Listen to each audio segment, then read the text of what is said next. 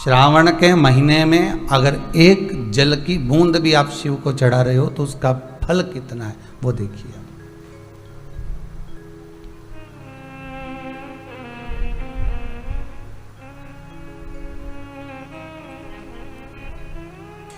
अगर एक लोटा पानी भी हम शंकर को चढ़ा रहे हैं तो उसका पुण्य भाग कितना है, उसका लाभ कितना है। आपको पहले भी कथा में काज फिर कहते हैं, शंकर को अगर आप एक बेलपत्र चढ़ा रहे हो तो यह मत सोचना कि आप चढ़ा रहे हो, कहीं कोई पुण्यता आपके जीवन की प्रकट हुई होगी तब जाकर शिव को एक बेलपत्र आप समर्पित कर पा रहे, तब शंकर को आप एक बेलपत्र दे पा रहे हैं। अगर एक लोटा पानी भी आप शंकर जी को चढ़ा रहे हैं, एक लोटा पानी भी अगर शिव को समर्पित कर रहे हो तो ये केवल आपकी पुण्यता नहीं, आपके परिवार की, आपके कुटुंब की, आपके कबीले की, आपके पूरे कुल की कहीं पुण्य आई हो। तब जाकर भगवान शंकर की पावन कथा को हम श्रवण कर रहे हैं, जल भगवान शंकर को समर्पित कर रहे हैं। कहीं हमारी पुण्यता।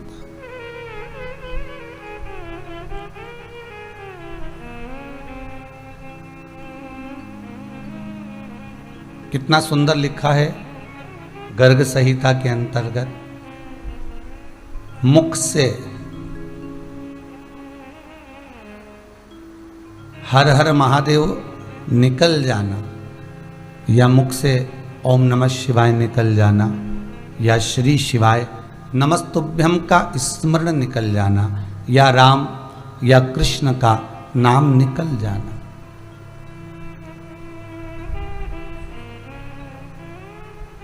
कोई सहजता में नहीं निकलता, इसमें भी हमारा पुण्य है, इसमें भी हमारी पुण्यायिता है। आप 24 घंटे काम करते हो, 24 घंटे व्यापार करते हो, व्यवसाय करते हो, सबसे बात करते हो, शक्कर इतने रुपए किलो है, चावल ये भाव है, दाल ये भाव है, पर आपके मुख से शिव का गुणगान निकलता है क्या? नहीं।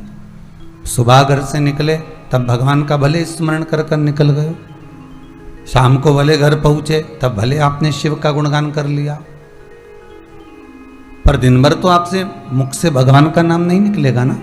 आप प्रयास करेंगे तो भी प्राप्त नहीं होगा।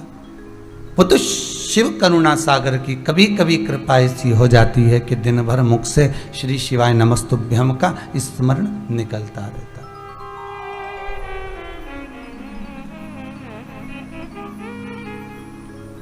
एक बात पहले भी कही, आज फिर कहते हैं, बहुत ध्यान से सुनिएगा। उदर की तृप्ति भोजन से और आत्मा की तृप्ति भजन से। प्रतिदिन इन इंद्रियों को चलाने के लिए भोजन बहुत जरूरी है। नेत्र को, श्रवण शक्ति को, पाँव को, हाथ को, नासिका को, श्रवणता को, मुखता को, प्रत्येक इंद्री को चलाने के लिए, प्रत्येक इंद्री को साधने के लिए भोजन बहुत जरूरी है। कई लोग तो कहते हैं बिना भोजन होए ना भजन। अगर भोजन नहीं हो तो भजन में मन लगेगा क्या? चित्त लगेगा क्या? आपके वो एक त्योहार आता है ना अपना, हरतालिका तीज, माताएं शिव जी का पूजन करती है, उस दिन कुछ नहीं खाती है। एक करवा चौथ का दिन भी होता है जिस दिन माताएं कुछ नहीं खाती हैं। पर ये अगर व्रत बनाया गया है, ये व्रत अगर निर्मित किया गया है और माता पार्वती के द्वारा ये सारे व्रत जो बनाए गए हैं, इन व्रतों को अगर हम ध्यान दें, इन व्रतों को अगर हम साधें तो विचार करिएगा, माता पार्वती ने तो सब छोड़ दिया था, शंकर के लिए सर्वस्व त्याग दिया था। आप भी त्यागती हो, एक दिन आप भी हरतालिका तीज का हस्त नक्षत्र में आप भी व्रत करती हो, आप भी करवा चौथ करती हो, पर दिन भर भूखे रहने के बाद में जब आखिरी में पूजन का जब समय आता है तो तुम्हारी बेचैनी और बढ़ जाती है कि कैसे भी जल्दी से पूजन हो जाए, कैसे भी हम नचित हो जाए।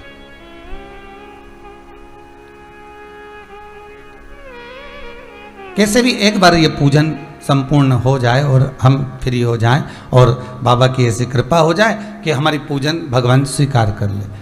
पर दिन भर आप भूखे रहे, दिन भर आपने भोजन नहीं करा, दिन भर आपने पानी नहीं पिया, दिन भर आप कुछ नाश्ता फलाहार फल फ्रूट मिठाई चाय नाश्ता कुछ भी नहीं ग्रहण करे और शाम होते होते भगवान की ऐसी लगन लगाकर कि अब बस पूजन होना है, जल्दी तैयार भी होना है, पूजन हो जाए जल्दी से मैं नचित हो जाऊं, आधा घंटा 1 घंटा जो भी पूजन होगी उसके बाद मैं कुछ ना कुछ ग्रहण कर लूँ,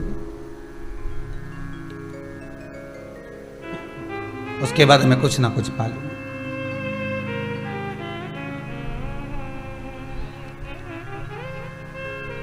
अब कोई आपसे कह दे कि पूजन करने के बाद भी आपको चाय नहीं पीना है, पूजन करने के बाद भी आपको पानी ग्रहण नहीं करना है, भले पति का मुख चलनी में देख लो है, भले पति की भी पूजन कर लो, पर इसके बाद भी आपको कुछ नहीं खाना पीना है, पर मन लगेगा क्या? नहीं, कि अब हमने पूजन कर लिया, अब हमको थोड़ा थोड़ा प्राप्त होना चाहिए, अब हमें थोड़ा मिलना चाहिए।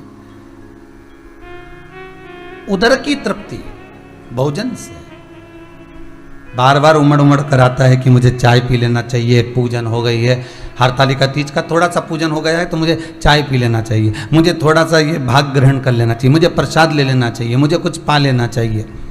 उदर की तृप्ति भोजन से, पर आत्मा की तृप्ति भजन से। ये आत्मा की जो तृप्ति का सुख है वो भगवान के भजन बिना नहीं हो सकता। एक संत एक लोटे को, एक कलश को प्रतिदिन मांजते थे, प्रतिदिन,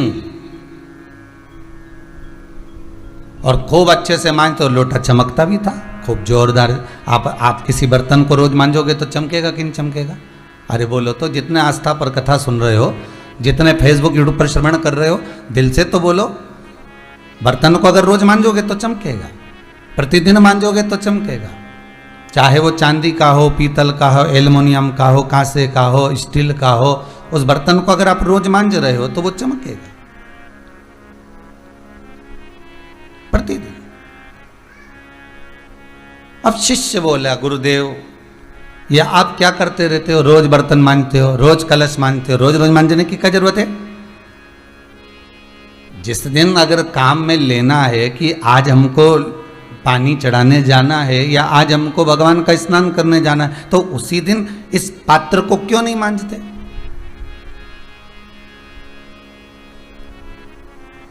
केवल वही दिन मांजो ना जिस दिन जरूरत है, पर रोज रोज मांजने से कौन सा फायदा है? तो गुरुजी ने कहा, अच्छा कोई बात नहीं बेटा, मैं इस बर्तन को, मैं इस लोटे को, मैं इस कलश को रख देता हूँ। और गुरुजी ने उस कलश को उठाकर रख दिया, गुरुजी ने उस पात्र को उठाकर रख दिया। जब गुरुजी ने पात्र उठाकर रख दिया, रखने के बाद 8-15 दिन निकल गए, 20 दिन निकल गए, 22 दिन निकल गए, 1 महीना निकल गया, और गुरुजी ने कहा, बेटा वो सावन का महीना आ गया है, तो जा कलश लेकर आ और उसको अच्छा साफ कर कर लेके आना, पहले जितना चमकना चाहिए हो। अब ईमानदारी से बोलो, जो रोज बर्तन मांजता था उसकी जो चमक थी, एक दिन मांजने में वो चमक आ सकती है क्या? नहीं आई। फिर थोड़ी मेहनत भी ज्यादा करनी पड़ेगी, ज्यादा उसको घसना पड़ेगा, ज्यादा उसको रगड़ना पड़ेगा,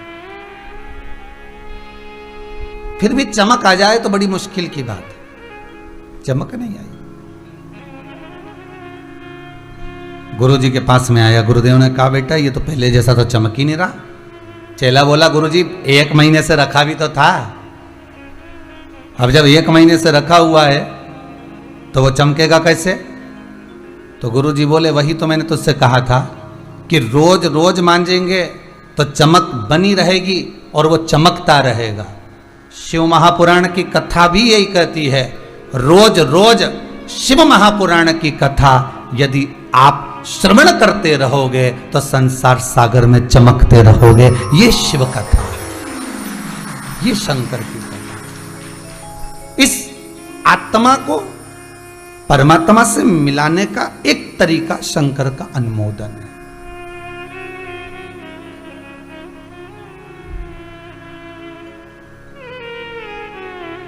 श्वास रूपी शिव इस शरीर में है तो ये शरीर है, श्वास रूपी शिव इसमें से निकल गया तो ये शव बन गया। फिर इसमें शरीर का कोई भाव नहीं रहा,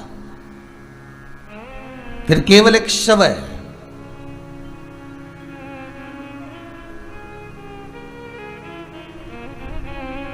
एक व्यक्ति ने कोई प्रश्न किया है, यहां तो वो पत्र नहीं है पर पत्र आया है, उसमें लिखा है उसने कि व्यक्ति का सबसे पहला शमशान कहां होता है, सबसे पहला शमशान किस जगह पर है। शिव महापुराण की कथा कहती है दुनिया में सबसे पहला शमशान उसका घर होता है। मरेगा, भले ये कोरोना महामारी में लोगों के प्राण छूटे तो शमशान डायरेक्ट ले गए, पर बाकी के समय तो आप ध्यान दीजिएगा, अगर मरने वाले व्यक्ति को भले एक्सीडेंट में मरा, काय में भी मरा, पर सबसे पहले उसको लेकर आते हैं तो घर में ही लेकर आते हैं, मतलब सबसे पहला शमशान तो घर ही है। और एक शमशान से साध कर दूसरे शमशान की ओर भेज दिया जाता है।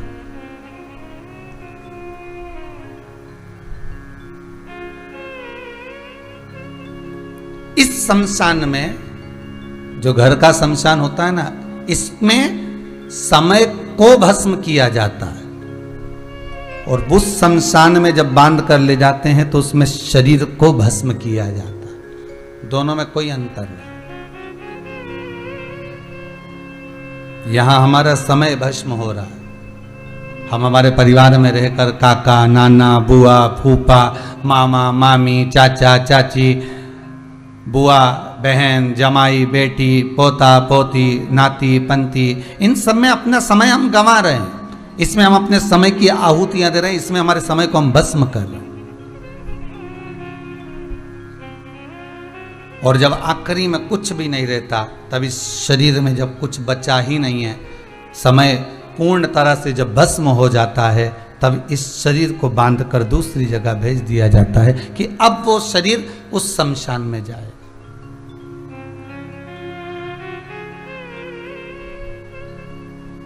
शमशान भी बनाया तो बहुत दूर बनाया।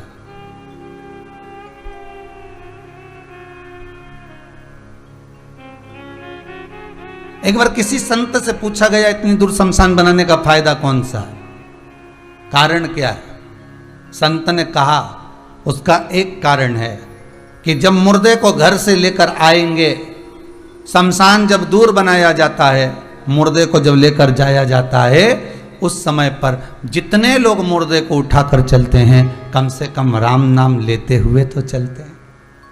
शमशान दूर बनाने का कारण भी यही है कि परमात्मा का भजन उतनी देर आप दिल से कर तो रहे हो, उस परमात्मा के दरवाजे जाते जाते राम नाम सत्य बोलते तो जा रहे हो, शंकर का स्मरण करते तो जा रहे हो,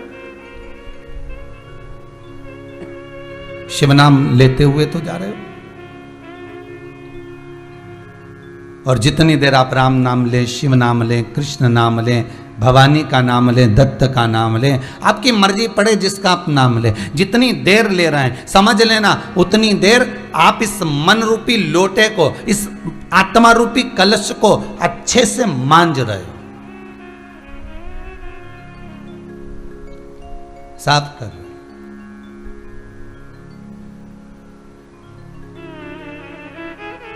और जब अगर ये मन ही साफ ना हो तो फिर तन पर कितना भी आप कुछ भी लपेट लो, कुछ भी धारण कर लो, कितना भी पाउडर लगाओ, कितना भी साबुन लगाओ, कितना भी क्रीम लगाओ, ये शरीर किसी काम का नहीं, फिर उसकी महत्वता नहीं।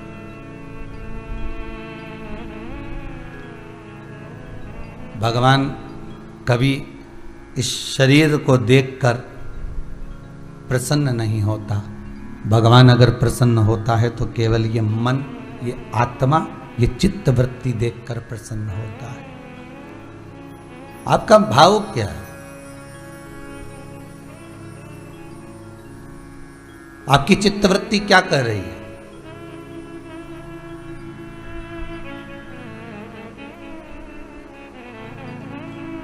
किसी ने गंगा जी से पूछा, गंगा, ए मां गंगा, स्वयं शांतनु ने भी गंगा जी से पूछा था।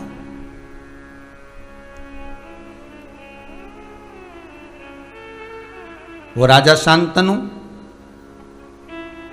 जो गंगा जी के पति भी कहलाए, एक बार उन्होंने भी पूछ लिया था। पर बड़ी विचित्र कथा है राजा शांतनु की, जो गंगा के पति बने।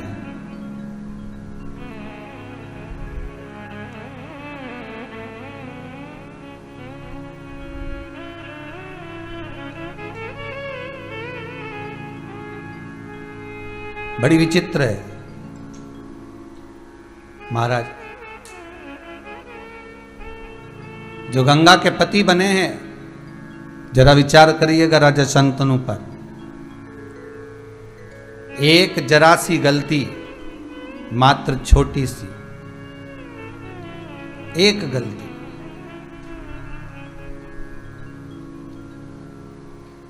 कौन थे राजा शांतनु? पूर्व समय में राजा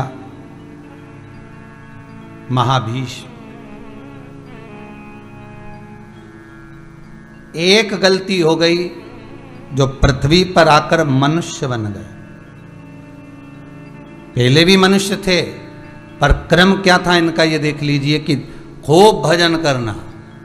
जहां मंदिर नहीं बनते वहां राजा महाभीष्म मंदिर का निर्माण करते थे। ये गंगा के पति राजा शांतनु पूर्व समय की कथा कि पूर्व में आखिर इस राजा शांतनु ने ऐसा क्या करा था?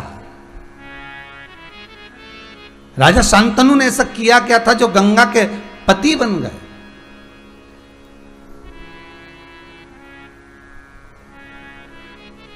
और पत्नी भी मिली तो विरोधाभासी मिली। कभी कभी विचार करिएगा, पत्नी मिले और आपका विरोध करने वाली मिले ना, तो विचार करना कि हमने पूर्व में ऐसा कौन सा कर्म करा था जो ऐसी मिली है कि हमारा विरोध कर रही है। आप भजन करने बैठो तो वो विरोध कर देती। क्या करोगे भजन करके?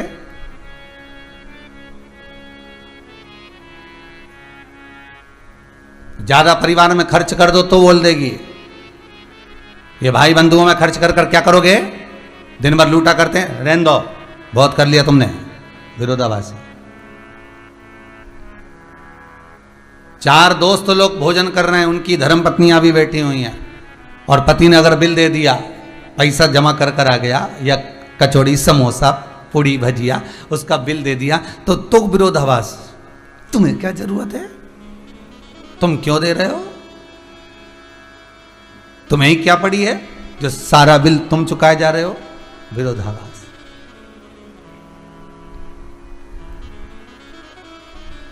क्या विचार करना, गंगा क्या विरोधाभासी हो सकती है?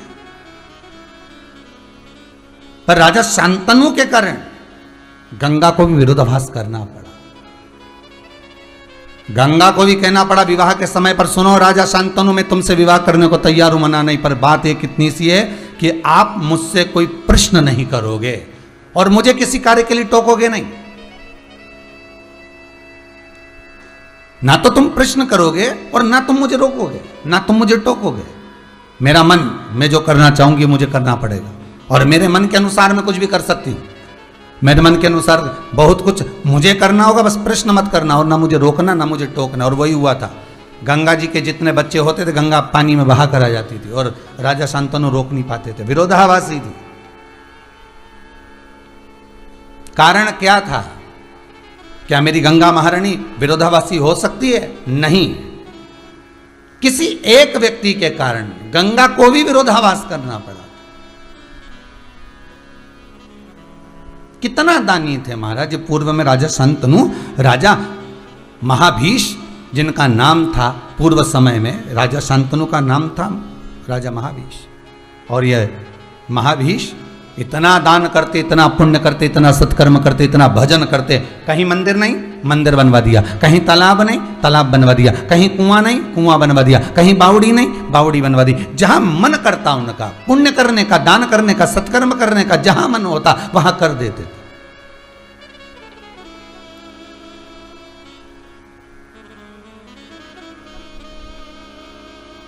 इस मृत्यु लोक में आने के बाद लोग कितने यज्ञ करते हैं, कितने अनुष्ठान करते हैं, कितना दान करते हैं, कितना पुण्य करते हैं, कितना सत्कर्म करते हैं, इसकी लेखावली देवताओं के पास में रहती है। शास्त्र ये कहता है, महाभारत तो यहां तक कहती है कि राजा महाभीष इतने अश्वमेध यज्ञ करे थे, इतना पुण्य करा था कि जो डायरी थी लिखने वाली वो डायरी तक भर गई थी। अब विचार करिएगा जरा, मतलब लोगों का जो पुण्य का हिसाब है ना वो रखना सरल है, पर राजा महाभीष का हिसाब रखना बहुत कठिन है। राजा शांतनु जो पूर्व में समय थे उसका हिसाब रखना बड़ा कठिन था। बस एक गलती कर गए राजा महाभीष, दान पुण्य यज्ञ अनुष्ठान संकीर्तन सब करा, पुण्य कमा कमा कर इंद्र के पास पहुंचे। इंद्र ने सम्मान देकर इनको ब्रह्मलोक में स्थापित कर दिया कि अब तुम्हें कहीं नहीं जाना, अब आपको ब्रह्मलोक में रहना, अब आप ब्रह्मलोक में निवास करें। और ब्रह्मलोक का निवास करो, ब्रह्मलोक में रहो। अब एक बार ब्रह्मा जी के कमंडल में गंगा जी थी, ब्रह्मा जी के कमंडल में गंगा,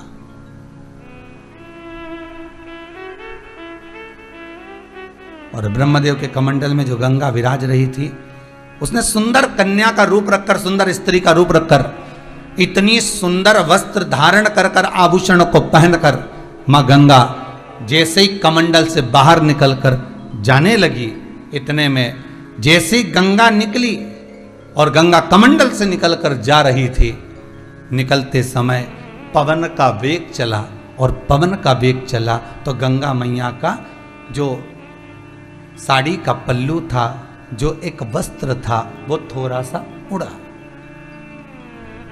वस्त्र उड़ा, गंगा जी के मस्तक से वस्त्र नीचे हो गया। जितने देवता उस सभा में विराजमान थे, जितने देवता उस सभा में बैठे थे, सब ने अपने नेत्रों को नीचे कर लिया। कितना सुंदर संवाद है इस गंगा महारानी का। शिव महापुराण के इस संवाद को जिंदगी भर याद रखना। जितने भाई, जितने माताएं, जितने बच्चे, जितने बुजुर्ग, जितने युवान, बहन भाई, जितने कथा को सुन रहे, इस कथा को अपनी जिंदगी में जरूर उतारना।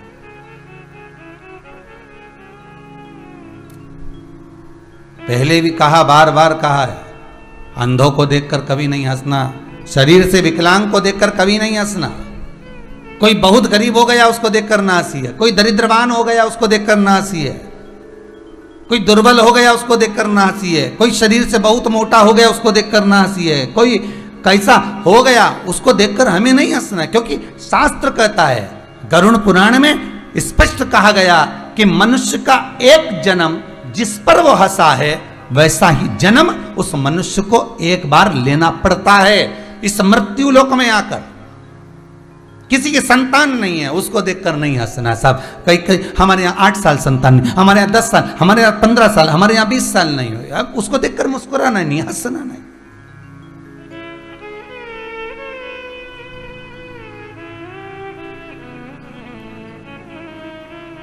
कोई शरीर से बेकार हो गया हो, किसी को शरीर में दाद हो जाती है, किसी को खुजली हो जाती है, किसी का, ये चमड़ी है, ये शरीर है।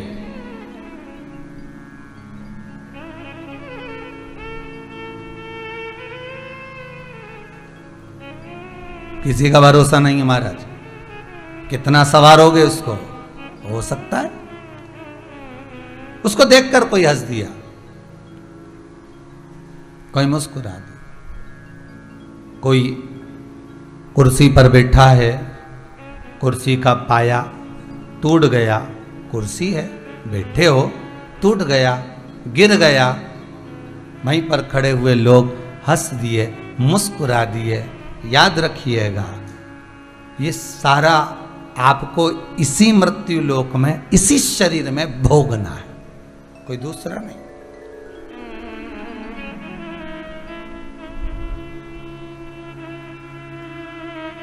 यही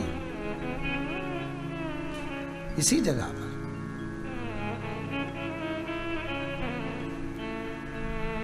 अरे भाई, गंगा के घाट पर एक व्यक्ति, एक ब्राह्मण, एक विद्वान ब्राह्मण गंगा के घाट पर प्रयागराज में निवास करता था। और वह प्रयागराज में रहने वाला ब्राह्मण गंगा के पार जाकर कथा कहने जाता था, प्रवचन देने जाता था।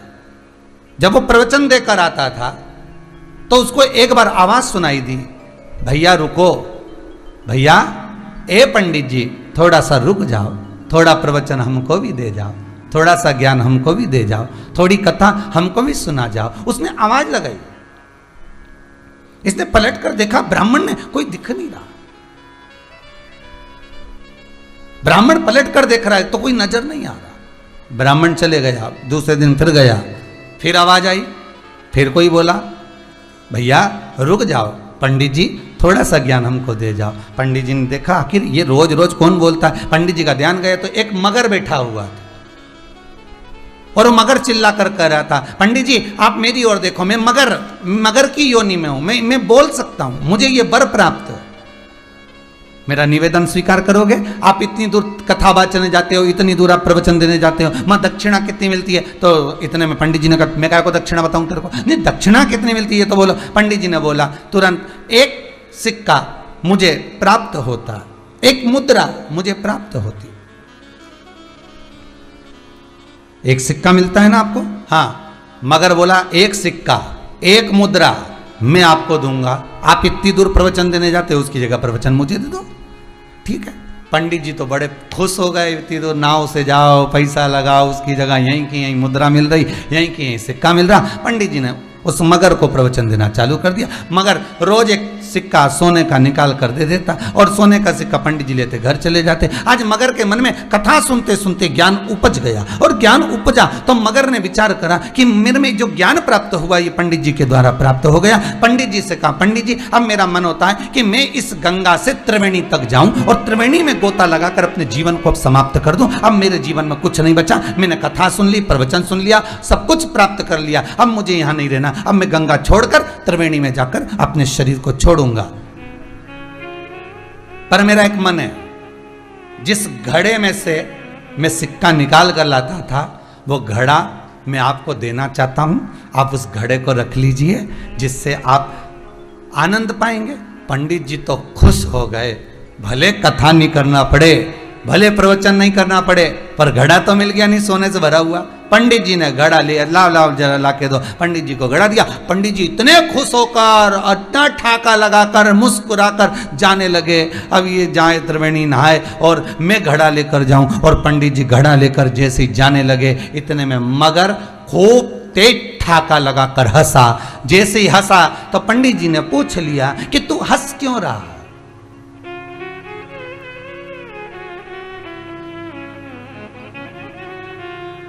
तेरा ठाका लगाने का कारण क्या है? तेरे हंसने का कारण क्या है?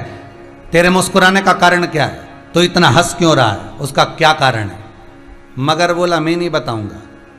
तुम्हारे गांव में एक रामू नाम का धोबी रहता है, उसके पास में एक गधा है, उस गधे से जाकर पूछना कि मगर क्यों ठाका लगाकर हंसा था। पंडित जी ने मन में सोचा, मैं इतना विद्वान पंडित, लोग मुझसे पूछने आते कि मकान कब बनाऊं, छोरा छोरी का ब्याह कब करूं, कब मुंडन करूं, कब ये करूं, कब वो करूं, और मैं गधे के पास जाकर पूछूं कि मगर क्यों हंसा था ठाका लगा। मैं ये तो मेरे को मूर्ख समझ रहा, ये तो मेरे को पागल समझ रहा।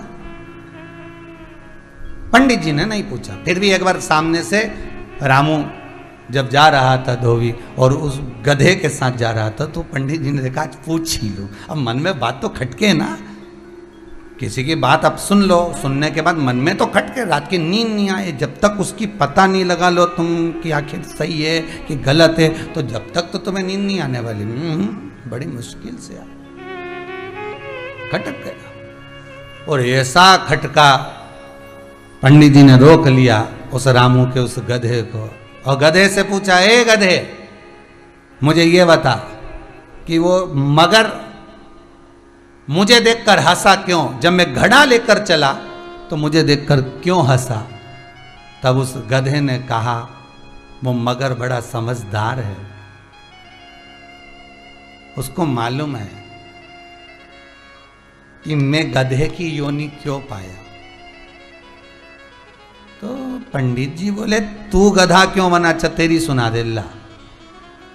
तो उसने कहा मेरे गधे बनने का कारण एक है कि मैं भी पूर्व समय का बहुत विद्वान था, बहुत विद्वान, बहुत विद्वान, मुझ में भी बड़ी विद्वत्ता थी। फिर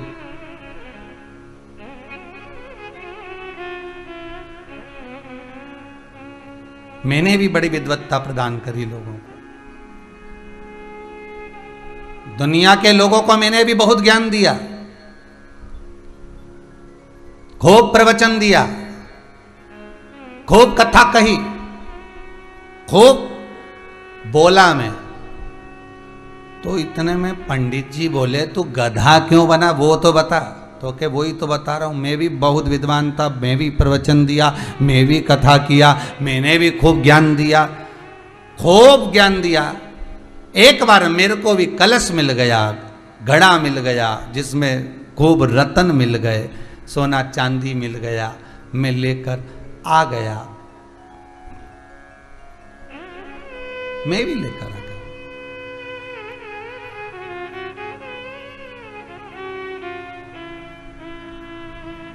गधे की योनि क्यों मिली वो तो बता।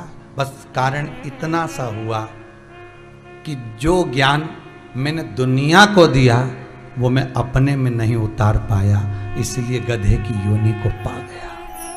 कलश तो मिल गया, सोना चांदी भी मिल गया, आप प्रवचन करेंगे, कथा करेंगे, विद्वत्ता रखेंगे, दुनिया को ज्ञान बांटेंगे, आप धन तो कमा लोगे, आप धन तो एकाग्रित कर लोगे, पैसा भी जोड़ लोगे, संपदा भी बना लोगे, जमीन जायदाद भी बना लोगे, घर बंगला भी बना लोगे। पहले भी कथा में कहा, आज फिर कहते हैं, 5 कार जितने भी वर्णन किए हैं, इन 5 कारों में से एक कार है कथाकार। जितनी बात कहे उतनी बात खुद पर भी अमल करे तो राष्ट्र को संवरने में दे। हम खुद सुधरे, गायत्री परिवार, हम सुधरेंगे, जम के बोलिए युग सुधरेगा, हम बदलेंगे युग बदलेगा। बदलोगे कब वो भी तो तारीख निश्चित होना चाहिए, सुधरोगे कब वो भी तो तारीख निश्चित होना चाहिए। दुनिया के लोग तो सिधरने के समय पे क्योंकि बेटा मुझे भगवान की कथा सुना दे, दुनिया के लोग प्राण छूटते समय कोई मर रहा है, किसी के प्राण जा रहे हैं और बहू गीता जी का पाठ सुना रही, सुनाओ। पर किसी किसी घर में तो हमने ये तक देखा कि कोई मर गया उसके बाद भी गीता जी को वाचन किया जा रहा है। मरने वाले के पीछे गरुड़ पुराण लोग बाजते थे, आजकल गीता जी का पाठ सुनाते हैं। जब कोई मर गया उसके बाद उसका अंतिम संस्कार हो गया तो घर में बैठकर गीता बाज रहा है। गीता मरे हुए जीव को नहीं सुनाई गई थी। अर्जुन मरा नहीं था जिस समय भगवान कृष्ण ने गीता का वाचन किया था। अर्जुन के प्राण नहीं छूटे थे जिस समय भगवान कृष्ण ने गीता सुनाई। अर्जुन मरा नहीं था जिस समय भगवान कृष्ण ने गीता सुनाई। अर्जुन का मन सो चुका था, आत्मा झंझोड़ चुकी थी, आत्मा सो चुकी थी। गीता मरे हुए को सुनाने का प्रसंग नहीं है। गीता जब ये मन, ये आत्मा काम में, लोभ में, आसक्ति में, वासना में, तृष्णा में, अपनों में फंस जाए, उसको निकालने का, उसको जगाने का प्रसंग है गीता। पर दुनिया के लोग कोई मर गया तो गीता जी बाच लो, चलो आजकल फैशन में हो गई, गरुड़ पुराण की जगह लोग गीता जी बाचे। तो मर गया उसको गीता क्या सुनाओगे, तो निपट के गया उस। गीता तो वो कि जीते जी भजन करता, अच्छा कर्म कर कर चलता, नाम स्मरण कर कर चलता। भगवान स्वयं गीता में कहते हैं लता पत्र पक्षी पशु हर एक में मैं समाया हूं। जब सब में वो समाया हुआ था तो फिर परिवार में जरा सी जमीन के पीछे झगड़ा कर करके मर गया। जब भाई में भी परमात्मा है, बहन में भी परमात्मा है, नाते में भी परमात्मा है, रिश्ते में भी परमात्मा है। भगवान कह रहा है गीता जी में कि एक एक लता पत्र पक्षी पशु जलचर थलचर वायुचर, जितने आकाश मंडल में तारे जीव, जितने भी कण कण, हर एक में मेरा भगवान बसा हुआ है। तो फिर भेद कहां से आ गया कि ये पराया और ये मेरा।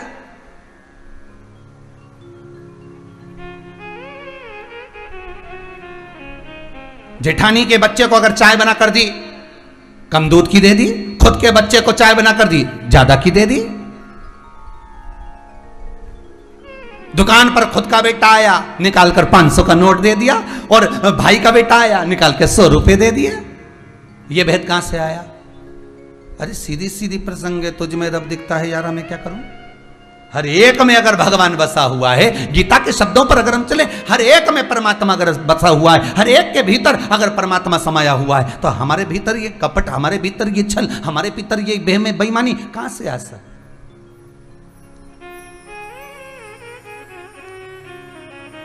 पहले कहा था बच्चों को गीता पढ़ाओ, गीता सुनाओ। जो बच्चे गीता पढ़ते नहीं, सुनते नहीं, एक दिन अदालत में खड़े होकर गीता पे हाथ रखना पड़ता है।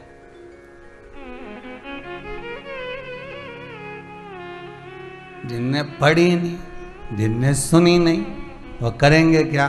फिर गीता पर हाथ रखेंगे। आपके बच्चों को गीता पर हाथ रखने की जरूरत ना पड़े, ऐसा संस्कार हमारे बच्चों को देते हुए चलिए, ऐसा ज्ञान हमारे बच्चों को देते हुए चलिए कि फिर गीता पर हाथ ना रखना पड़े। या तो दिल में गीता को उतार लो, उस गीता का ज्ञान, स्मरण हमारे हृदय चित्त में ऐसा पहुंच जाए, फिर गीता पर हाथ रखने की जरूरत ना पड़े।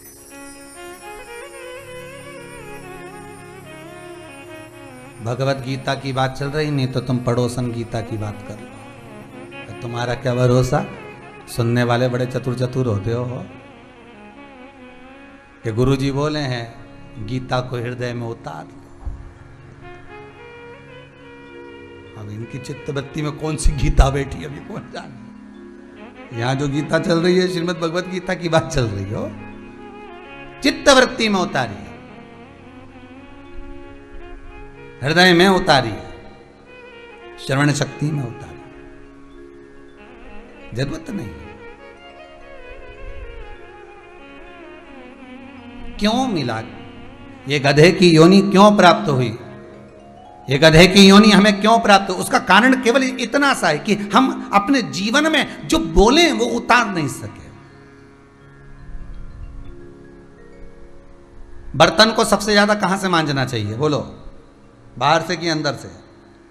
अरे बोलो जम के, बाहर से कि अंदर से? जितने लोग आस्था पर कथा सुन रहे, जितने यूट्यूब फेसबुक पर सुन रहे हो, बड़े प्रेम से बोलो, बर्तन को ज्यादा बाहर से मांजना चाहिए कि अंदर से मांजना चाहिए? तो कहा बर्तन को अंदर से मांजना चाहिए। आप बाहर से अगर बर्तन को मांज दोगे और अंदर से अगर वो बर्तन बेकार है और उसमें तुमने दूध रख दिया, वो फट गया, बेकार हो गया। कोई सामग्री रख दी, वो बेकार आ गई। कोई सामग्री को पधरा दिया, वो बेकार हो गया। तो बर्तन को जितना बाहर से मांज रहे, उससे ज्यादा बर्तन को अंदर से मांजना चाहिए। शिव महापुराण को जितना बाहर से सुन रहे हो, उससे ज्यादा अंदर से सुनना चाहिए। भीतर से अगर ये पुराण भीतर पहुंच गई, जीवन का आनंद पा गई। पहले की माताएं कितनी चतुर होती थी, कितनी चतुरता होती थी पहले की माताओं में। आप भी देखना, आपके गांव के आसपास में, आपके मोहल्ले में, आपके पड़ोस में, आपके रिश्तेदारों में पुरानी पुरानी माताओं देखना, आज भी पर्स नहीं रखती, पैसे को पल्लू में बांध के रखती। बोलो सही है कि गलत है? पहले की माताएं पर्स नहीं रखती थी, पैसे को पल्लू में बांध कर रखती थी। और आज की माताएं क्या करती है? वो चामड़े के पर्स में पैसे को रख देती है। मालूम पड़े कथा सुनने जा रही थी, कहीं जा रही थी, सब्जी वाले के यहाँ जा रही थी, कहीं बाजार जा रही थी, और ऑटो में बैठ के गई, मालूम पड़े वो चामड़े का पर्स ऑटो में ही छूट गया। कथा में जा रही थी, मालूम पड़े वो चमड़े का पर्स वहीं छूट गया। बोलो सही है कि गलत है? आप लोग जितने लोग सुन रहे हो, आपका भी कभी ना कभी पर्स तो छूटा ही होगा। चाहे ठेले पर छूटा हो, कपड़े की दुकान पर छूटा हो, ऑटो में छूटा हो, घर पर छूट गया, बाजार जाते जाते घर पे ही छूट गया, कहीं ऑफिस में छूट गया, कहीं ना कहीं तो छूटा होगा। वो चामड़े का पर्स कहीं ना कहीं तो रहा होगा। आज की माताएं चमड़े के पर्स में पैसा रखती हैं, और वो चमड़े का पर्स कहीं पर भी छूट सकता है। पर पुरानी माताओं से ज्ञान ले लो, पैसे को पल्लू में बांध कर रखो तो ये पल्लू कहीं छूटे? अरे बोला तो सर कहीं नहीं, तुरंत ऑटो वाला बोला जरा जी देव 20 रुपया दो, ले 50 का रख ले, 30 रुपया मुझे वापिस दे दे। उसने 30 दिया, इन्हें फिर बांध लिया तुरंत। अब पर्स तो कोई चुरा भी सकता है, पर्स तो कोई निकाल के भी ले जा सकता है, पल्लू ले जाएगा? अगर इसके पल्लू को हाथ लगाया तो बाजू वाला ही ढूंढ देगा, तो हाथ तो लगा।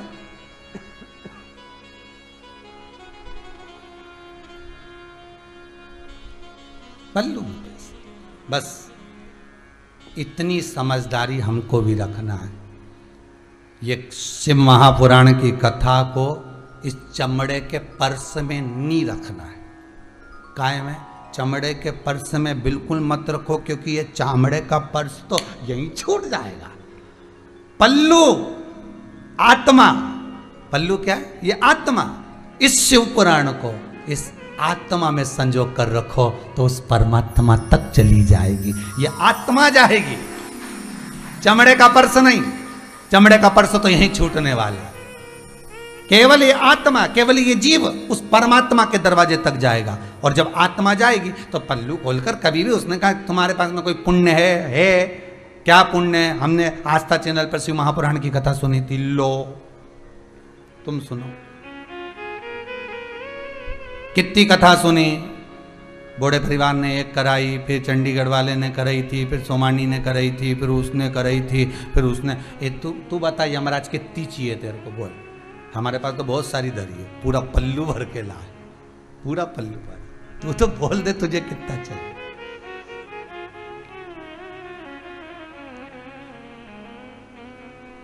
संजोग कर रखिए। देखी है जब से ये तस्वीर तेरी, कथा शिव महापुराण को इस चमड़े के पर्स में रखने का प्रयास ना करें। शिव महापुराण को अपने हृदय रूपी पल्लू में बांधने का प्रयास करो, जिससे ये उस परमात्मा के दरवाजे तक साथ चली जाए।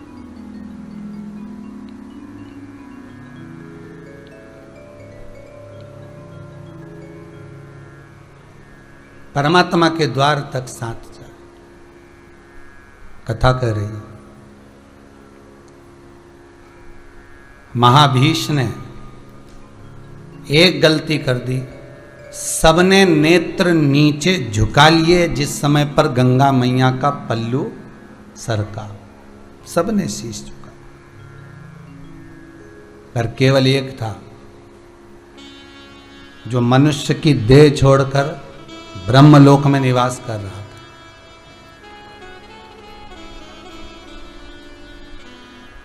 राजा महाभीष। इसने माता का मुखाग्रविंद देखता रहा, नेत्रों से निहारता रहा। शिव महापुराण की कथा बहुत सुंदर संवाद कर रही है साहब। धर्म की जगह में जाइए, पुण्य की जगह पर जाइए, सत्कर्म में जाइए, कथा में जाइए, भजन में जाइए, पर निवेदन इतना है कि अपनी नेत्र रूपी इंद्री और वाणी रूपी इंद्री को थोड़ा सा संजोग कर जाए। बहुत ध्यान दीजिएगा।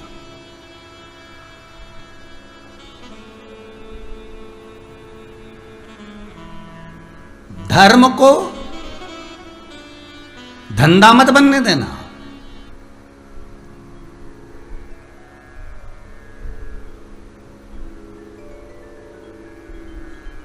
रामदेवरा, रुणीचा, श्याम जी, खाटू श्याम, सालासर वाला जी, जीण माता जी, रानी सती दादी जी, राजस्थान में बहुत सारे तीर्थ हैं। और मध्य प्रदेश से ही नहीं, हरियाणा, पंजाब, गुजरात, राजस्थान, आसपास के सारे क्षेत्रों से दुनिया के लोग पैदल जाते हैं। आपने भी दर्शन करे होंगे, जितने लोग कथा सुन रहे हो आपने भी दर्शन करे होंगे। झंडा लिया, चल दी। ध्वजा ली, चल दी। कई लोग दर्शन करने के लिए जा रहे हैं, कई लोग पैदल चलकर जा रहे हैं और अपनी बड़ी मस्ती में चले जा रहे हैं। मैं दंडवत करता हूं ऐसे जाने वालों को जो पैदल पैदल भगवान के दर्शन करने के लिए दिल से जा रहे हैं। पर उसमें भी कई लोग छल करना जानते, कई लोग ऐसे भी हैं जो वहां जाना नहीं चाहते, परंतु उन्होंने झंडा उठाया, चल दिए। उनने विचार करा 2-4 लोगों को साथ ले लेते हैं, पोटला पोटली बांध के जब चलेंगे, किसी को हाथ देकर गाड़ी वाले को रोकेंगे, साइड में दुकान वालों को रोकेंगे, थोड़ा सा पैसा, भैया हम जा रहे हैं वहां तक जा रहे हैं, जरा हमको भोजन का दे दो, थोड़ी व्यवस्था कर दो। ध्यान देना, थोड़ा सा बुरा लग सकता है आपको, पर कुछ के चक्कर में जो ईमानदारी से जा रहा है ना, वो आपके सामने कभी हाथ नहीं फैलाएगा। बहुत ध्यान दीजिएगा महाराज। जो झंडा लेकर, ध्वजा लेकर जो बाबा के दर्शन करने जा रहा होगा, प्रभु के दर्शन करने, वो आपके आगे कभी हाथ नहीं फैलाएगा। कभी नहीं कहेगा कि मुझे चाय पिला दो, कभी नहीं कहेगा कि मुझे 2 रुपया दे दो, कभी नहीं कहेगा कि गाड़ी को हाथ देकर कि मुझे कुछ दे दीजिए। नहीं, कभी नहीं कहेगा अगर वो ईमानदारी से जा रहा है तो। हाँ, जो धर्म को जानकर केवल अपने लिए कि यहाँ से मुझे कमाई हो सकती है, मैं अगर जाऊँगा ऐसा सबके हाथ रोककर गाड़ियाँ रुकवाऊँगा, पैसा मांगूंगा तो मेरा कुछ इनकम हो सकता है, अब इस चक्कर में दूसरे भी बदनाम हो। धर्म का धंधा ना हो। बस ये कथा यहाँ जा रही है इसको, और आप लोगों ने भी कई जगह पर देखा होगा, आपके सामने भी ये प्ररूप आया होगा। धर्म का धंधा। मंदिर में भगवान की मूर्त विराजमान करो, मना नहीं है। मंदिर में भगवान की मूर्त विराजमान करो, मना नहीं है।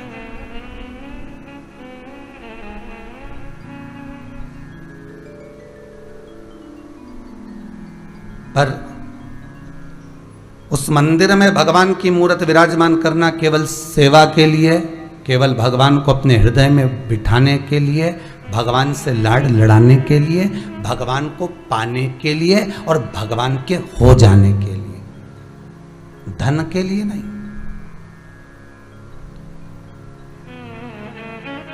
संपदा के लिए नहीं।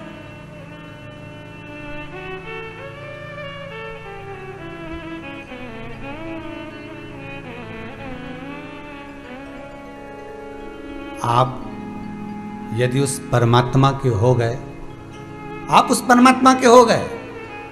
आज एक कोई माता जी आई थी भोपाल से, शायद चली गई होंगी, अपने पति के साथ आई थी, करें थी, गुरुजी मैं केवल यहां प्रणाम करने आई हूं, इस कुबेरेश्वर धाम को मैं नमन करने आई हूं। 3 महीने पहले आई थी, एक कामना कर कर गई थी और बाबा ने मेरी उस कामना को स्वीकार कर लिया। मेरा ऐसा काम हो गया, ता दे दिया बाबा ने कि अब मुझसे बटोरा ना आ जाए। मैं उसको प्रणाम करने आया। आप अगर उसके हो गए, मान लो आप परमात्मा के हो गए और परमात्मा आपका हो गया, तो आपको किसी के आगे हाथ फैलाना पड़ेगा क्या? किसी के आगे नमन करना पड़ेगा? भैया आप दीजिएगा, ये कहेगा?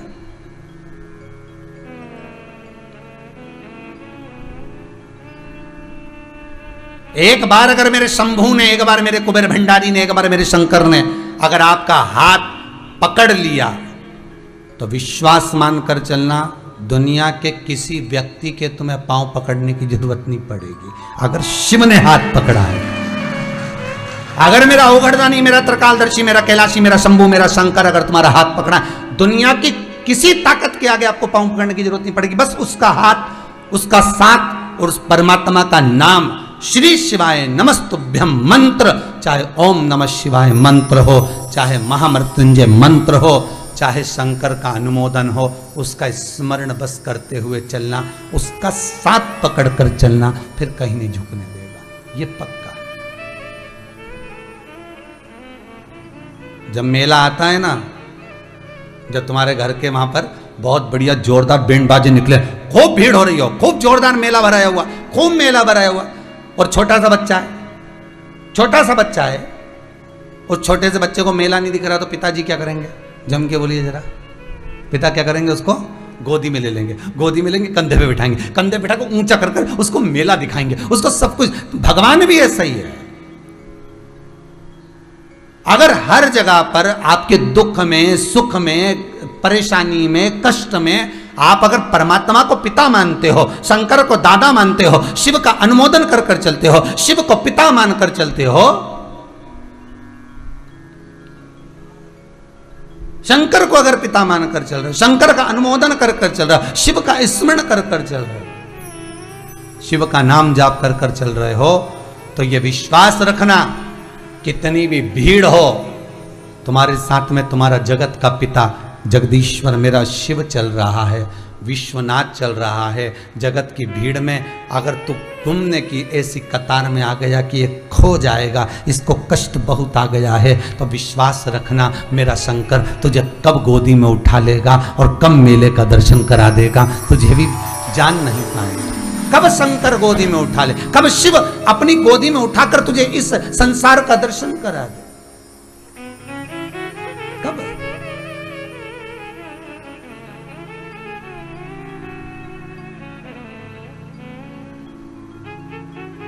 उसका द्वार, उसका दरवाजा, उसकी चौखट सुख प्रदान करे। महाराज गलती हो गई राजा महाभीष से, एक गलती हुई कि गंगा जी को देखता रह गया। धर्म की जगह पर जाओ, सत्कर्म की जगह पर जाओ, यज्ञ में जाओ, अनुष्ठान में जाओ, भजन में जाओ, कीर्तन में जाओ, भगवान की किसी भी धार्मिक जगह पर, तीर्थ व्रत आदि आदि जगह पर अगर आप जा रहे हैं तो इतना जरूर ध्यान रखना, इतना सा बस ध्यान रखकर चलना कि हमारी इन इंद्रियों से कोई गलती ना हो जाए, हमारी इन इंद्रियों से कोई गलती ना हो। ब्रह्मलोक में रह रहे राजा महाभीष, ब्रह्मलोक में एक गलती कर गए, गंगा जी को एक टकटकी लगाकर देखते गए, और गंगा जी को देखते गए तो ब्रह्मा जी को क्रोध आ गया, और ब्रह्मदेव ने कह दिया, ए राजा महाभीष, गजब, तूने पृथ्वी पर जाकर यज्ञ करा, अनुष्ठान करा, दान करा, पुण्य करा, सत्कर्म करा, सब कुछ करा, दुनिया भर का तूने मंदिर बनवाया, देवालय बनवाया, पर तूने ब्रह्मलोक में आकर एक गलती कर दी कि जो पुत्री गंगा है, जो मेरे कमंडल से निकल कर जा रही थी, तूने उसको दृष्टि, गलत दृष्टि से देख लिया। मैं तुझे श्राप देता हूं कि तू मृत्यु लोक में जाएगा, फिर मनुष्य बनेगा। अब ये देवलोक तेरे लिए नहीं है, ये देवलोक तेरे लिए नहीं है, मृत्यु लोक में जाएगा। राजा महाभीष की आंखों में जल भर गया। क्षमा करिए, क्षमा कर दो।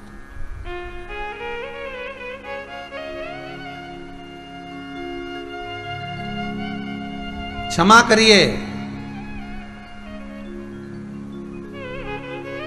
ब्रह्मा जी कहते हैं, जिस गंगा को तूने देखा है मेरी सभा में, यही गंगा मृत्यु लोक में तेरी पत्नी बनेगी, तेरा अपमान यही गंगा करेगी, और जिस दिन तेरे भीतर गंगा से द्वेष उत्पन्न होगा, तब तू इस श्राप से मुक्त होगा। और वही राजा महाभीष शांतनु बने। शांतनु बने तो उनके बनने का भी क्रम कुछ अलग ही था, उनके बनने का भी क्रम एक अलग था। राजा शांतनु, कुरुवंश में हस्तिनापुर में राजा प्रतिपदा हुए। राजा प्रतिपदा जिनके 3 पुत्र थे, 2 पहले नंबर का देवपति, दूसरे नंबर का बहलिका। देवपति राजा प्रतिपदा का पहला पुत्र है, जिसके शरीर में कुष्ठ रोग हो गया था और जिसने सब कुछ त्याग दिया था और गंगा जी के घाट पर भगवान का भजन करने के लिए चला गया। दूसरे नंबर पर ब्रह्मलिका, जो सब कुछ छोड़कर भगवान का हो गया था, नाना जी के घर चले गया, फिर वहां से भगवान का हो गया। ये 2 पुत्र हो गए। एक बार प्रतिपदा एकांत में बैठकर भगवान का स्मरण कर रहे थे। इनका चेहरे का जो तेज था बड़ा बड़ा प्रबल था। पहले भी कथा में कहा है, क्रीम की चमक 1 महीना, 20 दिन, 15 दिन, 4 दिन, 3 दिन, 2 दिन, 1 दिन, 24 घंटा, इससे ज्यादा नहीं रहेगी। क्रीम की चमक 6 महीना, 1 साल, 2 साल, 15 दिन, 8 दिन, 3 दिन, 14 दिन, 15 दिन से ज्यादा नहीं रहेगी। पर अच्छे कर्म की चमक जिंदगी भर रहती है।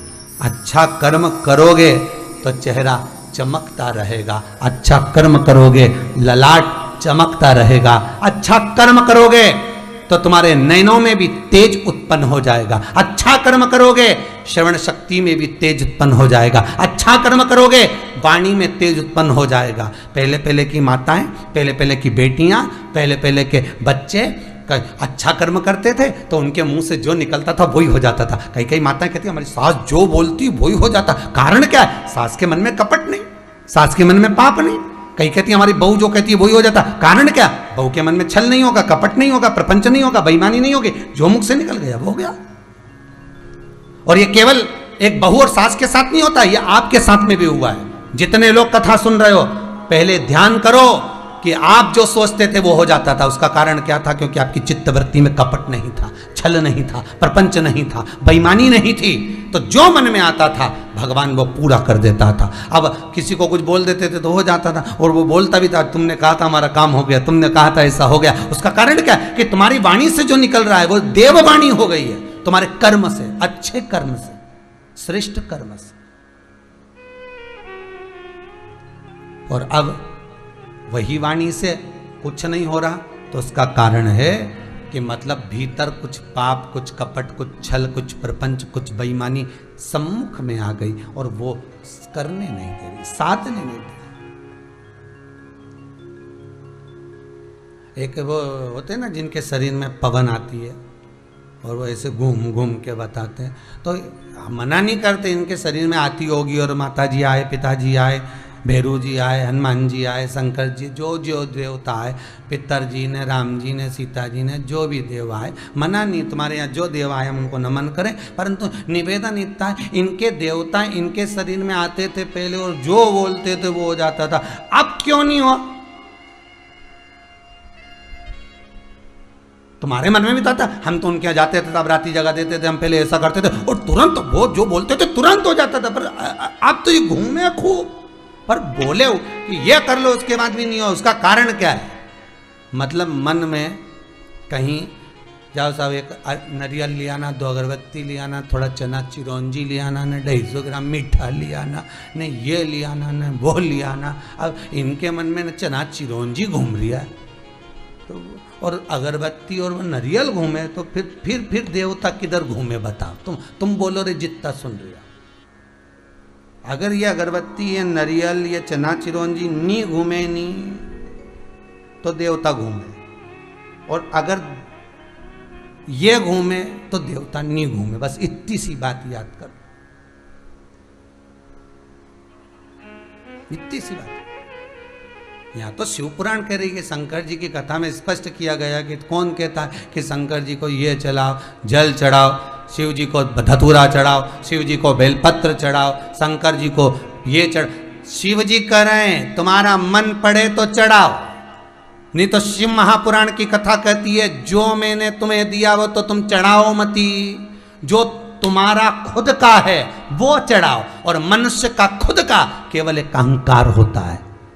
स्वयं का क्या है मनुष्य के पास? केवल अहंकार, अहम, मेरा। दक्ष प्रजापति शंकर जी के ससुर थे, उन्होंने बेटी दी कि नहीं दी? तुम तो केवल बेलपत्री दो, उन्हें तो बेटी दी। कन्यादान दिया, तुम तो केवल जल दो, तुम तो केवल पंचामृत दो, उनने तो बेटी दी। उनने तो भगवान को कन्यादान करा, छोरी दे दी, समान दिया, कन्यादान दिया, कितना दिया। उसके बाद भी दक्ष प्रजापति अहंकार नहीं दे पाया था, इसलिए तो सती मैया ने पूछा, एक बार पार्वती जी ने पूछ लिया क्यों तुमने मेरे पहले पिता दक्ष प्रजापति का सिर क्यों काटा? पार्वती जी को याद आ गई कि मैं पूर्व समय में सती थी और मेरे पिता दक्ष प्रजापति थे, तो तुमने मेरे पिता का सिर क्यों काटा? शंकर भगवान से माता पार्वती एक बार पूछ लेती है। शिव जी कहते तुझे मालूम नहीं क्यों काटा? पार्वती जी बोली मैं तो समाप्त हो गई थी, मुझे क्या मालूम कि क्यों काटा। शंकर जी बोले इसीलिए काटा क्योंकि इसने सब कुछ दिया, कन्या भी दी, दहेज भी दिया, सामान भी दिया, सोफा सेट भी दिया ने, अलमारी भी दी ने, कूलर भी दिया ने, वॉशिंग मशीन भी दी, सब कुछ दिया। बस एक ही चीज नहीं दे पाया था, अहंकार। अगर ये अहंकार मुझे दे देता तो फिर इसको कुछ भी देने की जरूरत ही नहीं पड़ती।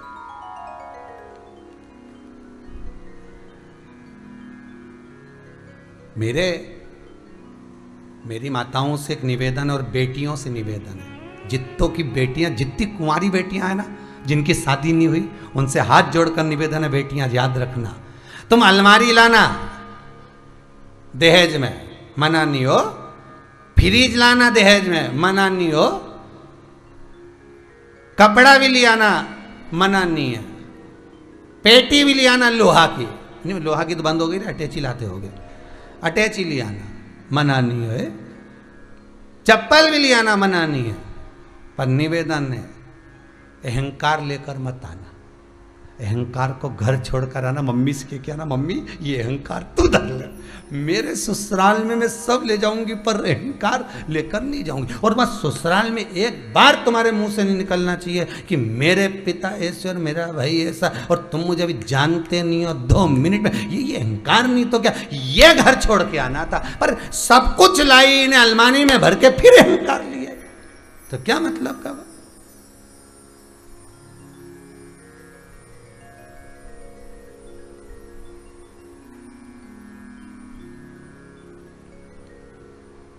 और जो अहंकार लेकर आयो वो किसी काम का नहीं, काम आएगा भी क्या? सती मैया को अहंकार आ गया था, मैं दक्ष प्रजापति की पुत्री, मेरे पिताजी ने नहीं बुलाया तो क्या हुआ, मेरे पिताजी के पास कितना काम पड़ा है, हो सकता है छोरी को भूल गए हो, जिसकी इतनी सारी बेटियां, तो एक आध बेटी के भूल गए होंगे, तो क्या मैं जाऊं नहीं? तो शिव जी बोले जा, मना कौन करे। और इतना अहंकार पिताजी का ने पहुंच गई, और पहुंच गई तो बस देखा कि यहाँ तो मेरा सम्मान ही नहीं हो रहा, नहीं हो रही है, तो बस समाप्त हो, सब कुछ ले जाओ, अहंकार को छोड़ दो।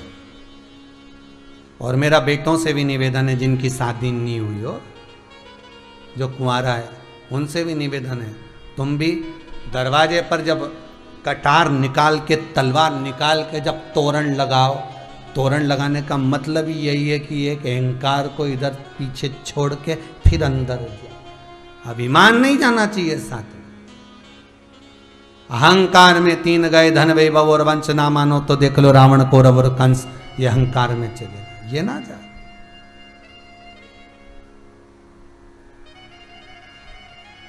अभिमान नहीं जाना चाहिए। और वो अहम प्रतिपदा, प्रतीप तप में लीन थे, साधना में लीन बैठे, भगवान की भक्ति, भगवान के भजन में बैठकर स्मरण कर रहे थे। कहते हैं चेहरे की चमक इतनी बढ़ गई थी प्रतीप की, प्रतिपदा की इतनी चमक बढ़ गई थी राजा प्रतिपदा की, चेहरे पर इतना पुंज बढ़ गया था कि स्वयं गंगा मैया एक सुंदर रूप रखकर आई, और सुंदर रूप रखकर आने के बाद प्रतिपदा की जंघा पर, गोदी में आकर बैठ गई। जो गंगा मैया ने आकर बैठी, प्रतिपदा के नेत्र खुल गए। नेत्र खुले तो उन्होंने पूछा, आप कौन हो? मैं गंगा।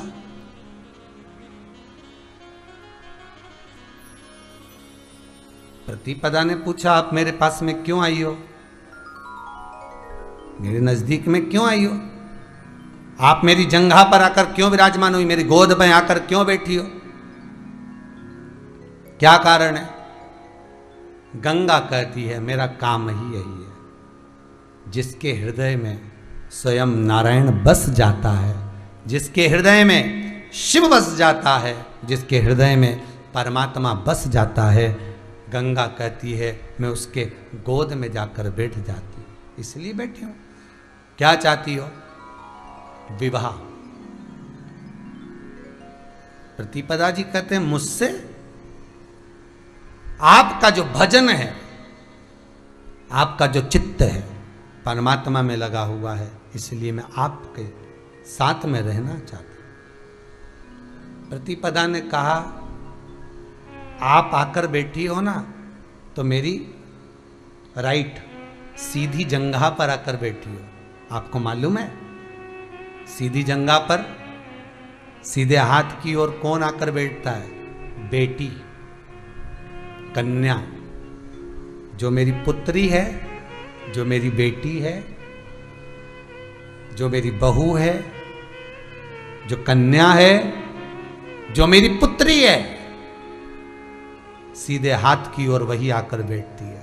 गंगा, क्या आपको यह नहीं मालूम कि वरण करने के लिए उल्टे हाथ पर बैठना पड़ता और आप सीधे हाथ पर आकर बैठी?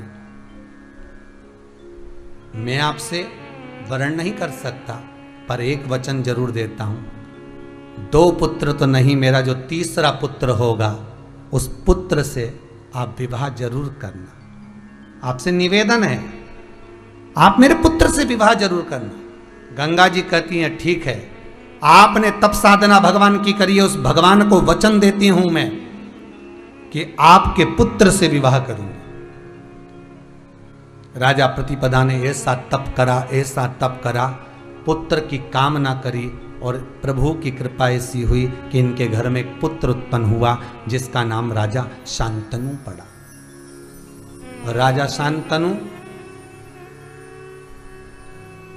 जन्म लिए और पिता मर गए, प्रतिपदा समाप्त हो गए, शांत हो गए, प्रतिपदा के प्राण छूट गए।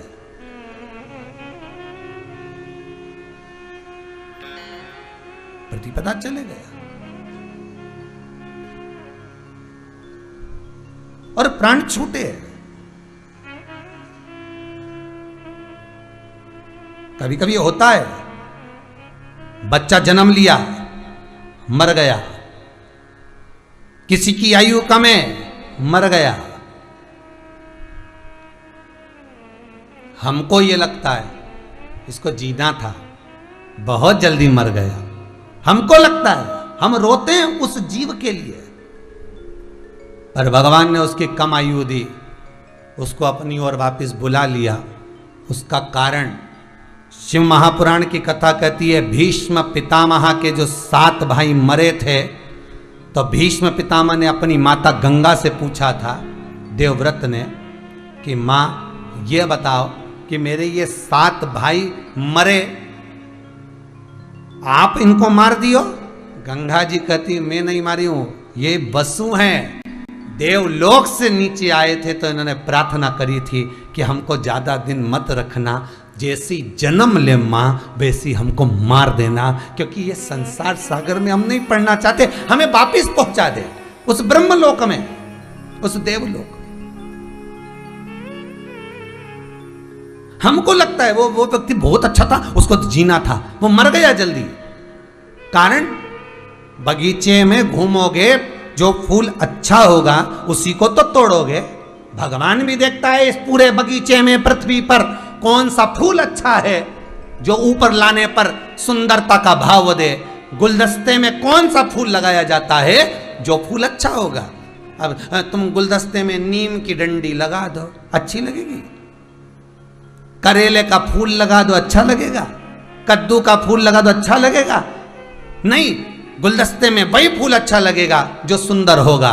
भगवान के उस बंगले में, भगवान के उस बैकुंठ में, कैलाश पर, ब्रह्मलोक में जो गुलदस्ते लगे हैं, उस गुलदस्ते में फूल वही लगाया जाता है जो अच्छा हो।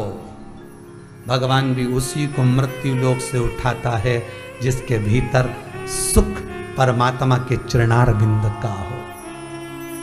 कई लोगों को तो 25 बार गीता जी सुना के नीचे सुला दिया गोबर लीप के, फिर भी डुकरिया नहीं मरे तो क्या करे सो। पंडित जी से पूछा, हमने तो सब कुछ कर दिया, गंगा जल भी 3-4 बार पिला दिया, निपट ही नहीं रही है, क्या करें। नीचे सुलाते वापिस सांस आ जाती है, और ऊपर पलंग पर जब तक सोती है ऐसा लग रहा कि निपट गई, आंख ही बंद हो गई। हम तो सोचे पूरी चली गई, हमने तुरंत सबके फोन भी लगा दिया। मालूम पड़े जैसे ही नीचे सुलाया 15 मिनट में फिर जाग गई। हमने पूछा माँ, हम तो सोचे थे चली गई। माँ बोली चली नहीं गई थी, सपना देख रही थी। माँ सोचे जाइए तुम्हारे अभी अभी कोरोना महामारी में तुमने देखा होगा, जब कोई जवान की जवान व्यक्ति चले गया होगा ना, उस मोहल्ले में कोई ऐसा व्यक्ति भी पड़ा होगा, बहुत तड़प रहा होगा, सड़ रहा होगा, अवस्था भी बहुत हो गई होगी, वो पड़ा है, अभी तक पड़ा है, तो मोहल्ले के लोग ही कह रहे हैं ये चली जाती। वो बेचारा चले गया, 29 साल का था, ये 92 साल की, शरीर पूरा गल गया, बिस्तर पर गंदगी कर रही है, उसके बाद भी जीवित है, वो बेचारा चले गए। अब इनके कौन समझाए कि मां फूल देखा जाता है बगीचे का। तो भगवान भी सोचे इसको ले जाऊं ऊपर जाके फिर लड़ाई करे तो वापिस भेजना पड़े रहने दादा, इसके मत लाना करेले के फूल को। भगवान बोले फूल ला तो अच्छा लेके आ, भले जोरदार होना चाहिए। और भगवान से एक प्रार्थना जरूर करना, पलंग पर तड़फा कर, सड़ा कर, भुगता कर मत मारना। भगवान से कहना जब प्राण छूटे तो भजन करती करती, नाम लेती लेती, स्मरण करती करती चली जाऊं, ऐसी कृपा करना। तड़पाना मत, सड़ाना नहीं, पलंग पर मत पटकना। भगवान से कहना पलंग पर पटक कर मत मारना, तेरी चौखट पर पटक कर मार देना, चल जाएगा। पर पलंग पर ये पड़ा पड़ा जीव सड़े ने, हाथ पैर बेकार हो दिया ने, अपना इंजेक्शन वाला इंजेक्शन लगाने आए तो नस ढूंढे, नस और जम के, तो छोरे से कदम के पकड़, और जम के पकड़, अम्मा की नस ही नहीं मिले। अब इसकी नस नहीं मिले तो हरी कैसे मिले हैं? विचार तो करो।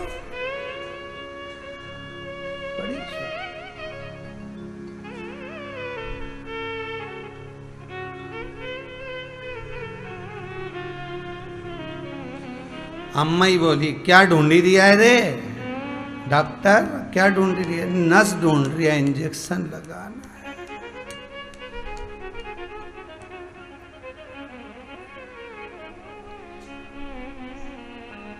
सब कुछ ढूंढा संसार में, पर उसको नहीं ढूंढा जिसको ढूंढना था। नहीं, चित्त वृत्ति में नहीं देख पाया। शांतनु, राजा शांतनु गंगा मैया से विवाह करना, गंगा जी का जो स्वरूप देखा इतना सुंदर था, विवाह करना चाहा, मैं आपसे विवाह करना चाहता हूं। गंगा जी बोली मैं विवाह तो कर लूंगी, पर बात इतनी सी कि मुझे बीच में प्रश्न नहीं करना, मुझे टोकना नहीं, मुझे रोकना नहीं, तो शादी करूं। शांतनु ने कहा ठीक है करो विवाह। 7 पुत्रों को ले जाकर गंगा जी ने पानी में छोड़ दिया। 8वां पुत्र देवव्रत को ले जाकर छोड़ रही थी और शांतनु ने रोक दिया। ये क्या कर रही हो, क्या कर रही हो गंगा, तुम किसको छोड़ रही हो? रहने दो। गंगा ने उसको उठाया, ले जाकर पानी में छोड़ा, कहा महाराज आपसे कहा था कि मुझे रोकना मत, पर आप माने नहीं। आज मुझे अपमान करना पड़ रहा है आपका। जल्दी गंगा वापस जल में समा गई। शांतनु की आंखों में जल भर गया। समय बीत गया।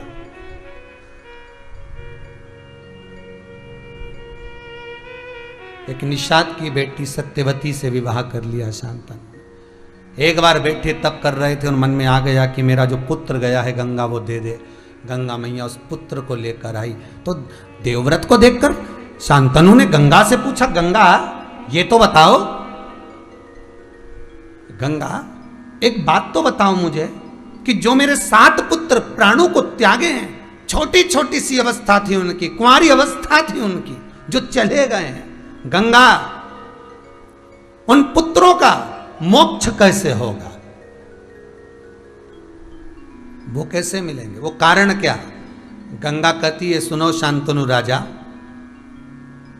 सुनो शांतनु राजा, ये गंगा आज आपको वचन देती है, गंगा का जल लोग भरकर जब लेकर जाते हैं, आपको मालूम है राजा शांतनु, वो जल जब घर में प्रवेश करता है, जिस घर के अंदर प्रवेश करता है, उस घर में जो कुंवारी अवस्था में अधोगति में छोटे छोटे बच्चे जो गर्भस्थ मर जाते हैं, गंगा कहती है सबसे पहले उन जीव को, गंगा कहती मैं अपने भीतर उतार लेती हूं और उन जीवों को शिव के चरणों में छोड़ देती हूं। गंगा का जल जब घर में प्रवेश करता है, उस समय पर केवल एक सांसारिक साधारण जीव को नहीं तारता, उस जीव आत्मा को तार देता है जो चला गया,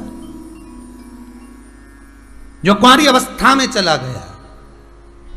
इसलिए हमारे हिंदू धर्म में नियम है आज भी महाराज, बहुत बहुत ध्यान देना कि कोई आप हरिद्वार घूमने के लिए गए, आप त्रिवेणी दर्शन के लिए गए, आप गंगोत्री गए, आप कहीं गंगा का स्मरण करने के लिए गए हो, आप गौमुख तक पहुंचे हो और गंगा को अगर भरकर लेकर आ रहे हो और अच्छे घूमते समय तुम गंगा को लेकर आए हो, तो वो गंगा जली आप अपने घर में रखो, तुम्हारा मन पड़े तब खोलो, तुम्हारा मन पड़े तब खोलिए। पर किसी के मरने के बाद, किसी के मृत्यु के बाद अगर आप अस्थि विसर्जन करने हरिद्वार गए हो, अस्थि विसर्जन करने के लिए त्रिवेणी गए हो, अस्थि विसर्जन करने के लिए काशी गए हो और वहां से अगर गंगा जल भरकर लेकर आए हो, तो उसको जब आप 12वां 13वां का क्रम करें तो उसी के साथ उसको खोल लीजिए, ज्यादा नहीं रोकना उसको। मृत्यु के पश्चात जो गंगा जल भरकर लाया जाता है उसको तुरंत खोला जाता है। जब आपके यहाँ यज्ञ हवन हो जाए, सब अच्छे से हो गया, उसके बाद फिर क्यारी कर कर फिर गंगा जल को खोल लेना, पर ज्यादा उसको रखा नहीं जाता। जो मृत्यु में भरकर लाया गया गंगा जल है, मृत्यु के समय पर जब जीव को हम छोड़ कर आए हैं, अंतिम संस्कार करने के बाद जो अस्थियों का विसर्जन कर कर हम गंगा जल लेकर आए, उसको तुरंत खोलना है और तुरंत उसका वितरण होना, उसको बहुत समय नहीं रखना। कहते हैं फिर वो गंगा जल जो मृत्यु के समय पर भरकर लाया गया है, अस्थि विसर्जन के समय पर भरकर लाया गया है, वो गंगा जल घर के अंदर रखा रहता है। तो गंगा छटपटाती है, कहती है मुझे उस जीव के कल्याण के लिए बाहर निकालो, पर हम उसको भर कर रखे रहते हैं, पर उसको तुरंत खोलकर निकालकर वितरण कर दिया जाता। वो गंगा आप ऐसे घूमने जाओ, खूब प्रेम से गंगा जल लाओ, खूब आनंद से लाओ, अस्थि विसर्जन करने जाओ तो भी गंगा जल लाओ, मना नहीं है, पर उस गंगा और उस गंगा का आनंद वही है, उसका स्मरण वही।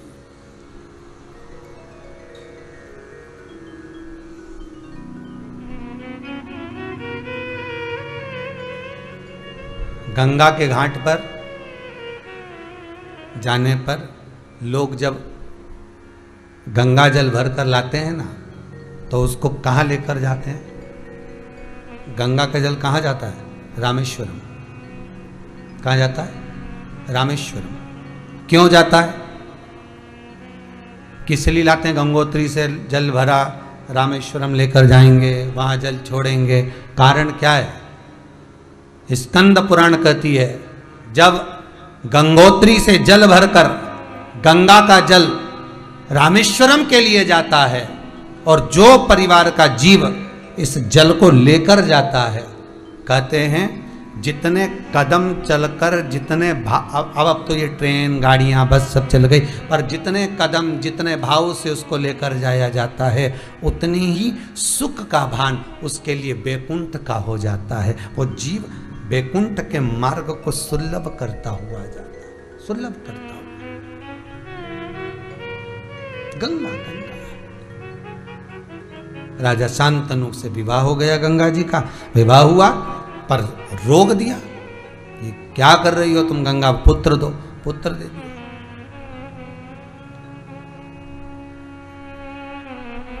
गंगा मैया का जो पुत्र थे देवव्रत भीष्म पितामह, उन्होंने एक संकल्प लिया था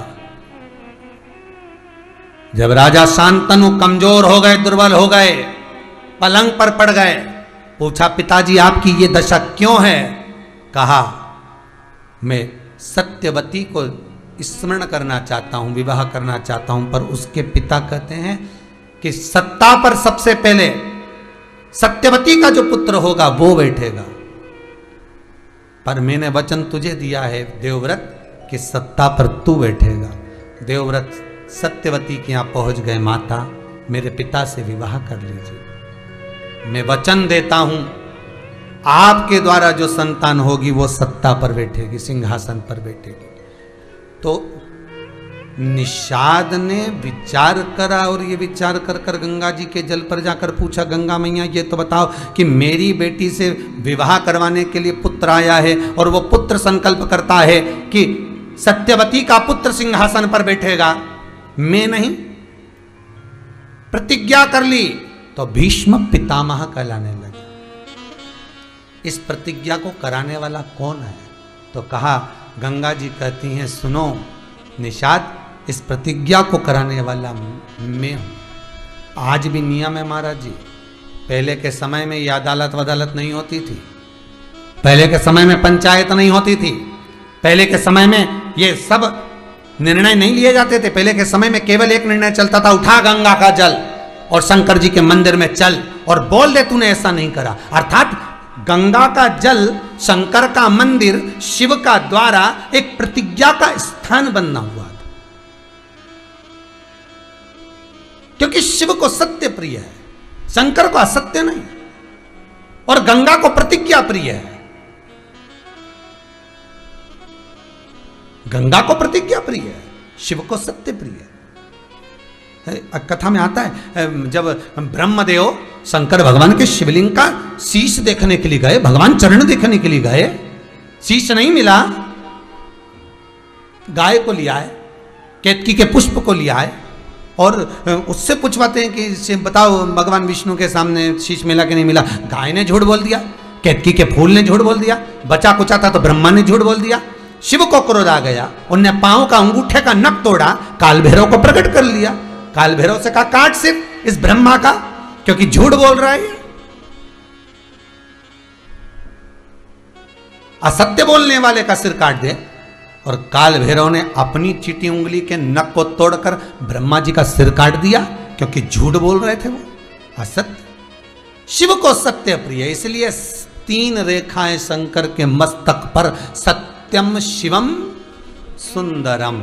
सत्य होगा तो शिव मिलेगा, शिव मिल गया तो जीवन सुंदर हो जाएगा, फिर कहीं जाने की जरूरत नहीं पड़ेगी। सत्यमय जियो, शिव प्राप्त हो जाए। सत्यमय जियो।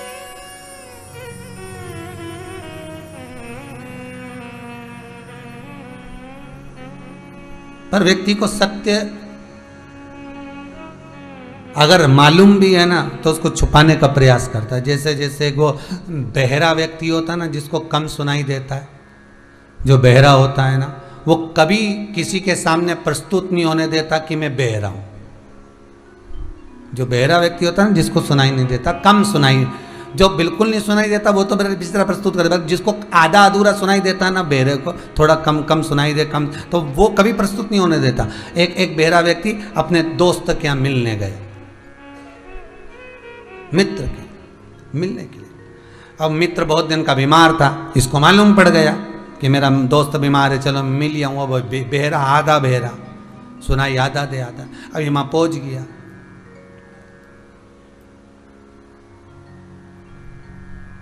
अब इसने जाते से ही पूछा कैसे हो। अच्छा, जो आधे बहरे होते हैं ना वो समझते हैं दुनिया भी बहरी है, तो वो थोड़ा चिल्ला के ही बोलते हैं अच्छे दमदार, कैसे हो। और जो बेचारा खटिया पे पड़ा था दर दरा, वो तो कह रहा मर रहा है। अब ये समझे, इनको तो अब ये प्रस्तुत तो होने नहीं दे रहे कि हमको सुनाई नहीं देता, तो इनको लगा कि ये बोल रहा है कि अच्छे हैं, तो इन्होंने भी कह दिया बस भगवान तुमको ऐसे ही रखे। अब इसको तो काटे खून नहीं, कि हम तो खटिया पे पड़ और क्या कि भगवान तुमको ऐसे ही रखे। फिर इन्होंने पूछा कौन से डॉक्टर का इलाज चल रहा है। अब इसको तो गुस्सा तो आ रही थी क्योंकि इसने ऐसा क्यों बोला कि ऐसे ही दो भगवान तुम्हें ऐसे ही रखे, तो इसने भी कह दिया यमराज का चल रहा है। अब ये भी बेरा समझ में था, बहुत अच्छा डॉक्टर है। हमारे मोहल्ले के भी 4-5 लोगों का इलाज उसी ने करा। अब इसको अब ये प्रस्तुत नहीं होने दिया कि मेरे को सुनाई नहीं देता, बहुत अच्छा डॉक्टर। अब इसको तो और काटे खून, बता हम तो मर रहे और क्या डॉक्टर ये मरा। उस बेरे ने फिर बोला क्या क्या खाने का बोला है डॉक्टर ने, तो इसने कह दिया भाटा। अब ये बेरे को अब वो कुछ बोले तो इसको सुनाई तो दे ही नहीं, तो इसने कह दिया वैसे तो हल्का ही भोजन है, वैसे तो हल्का ही।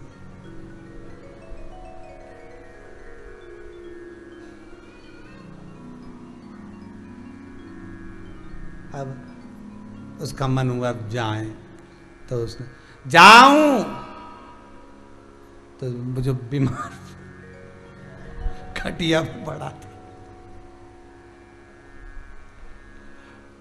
उसने कहा राम राम, जाओ। अच्छा तुम बोल रहे हो तो और थोड़ा रुक जाता हूं।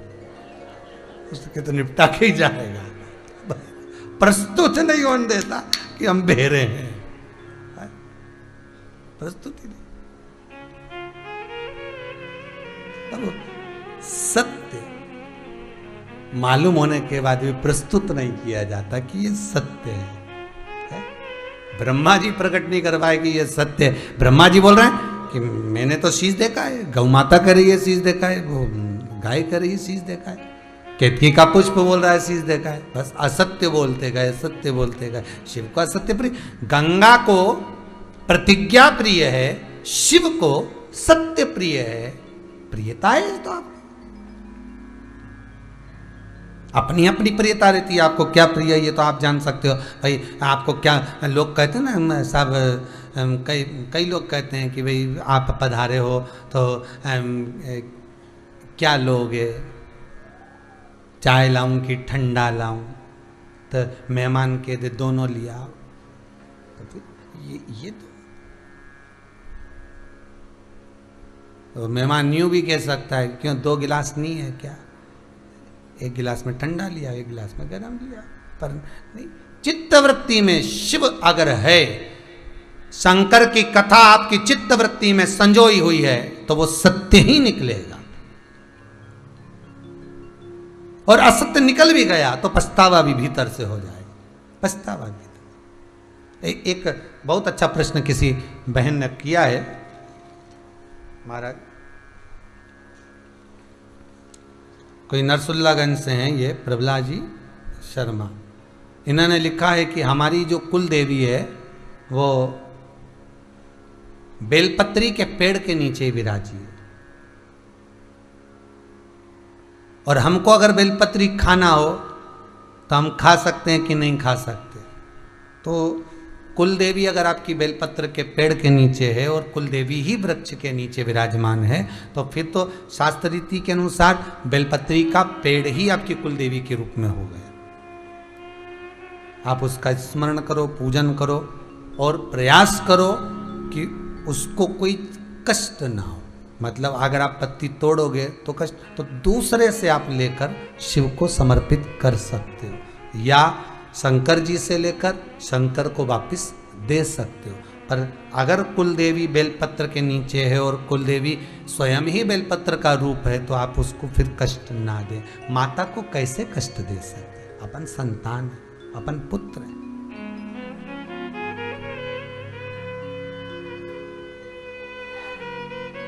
उसका सम्मान हो, उसका आदर हो, सत्कार हो।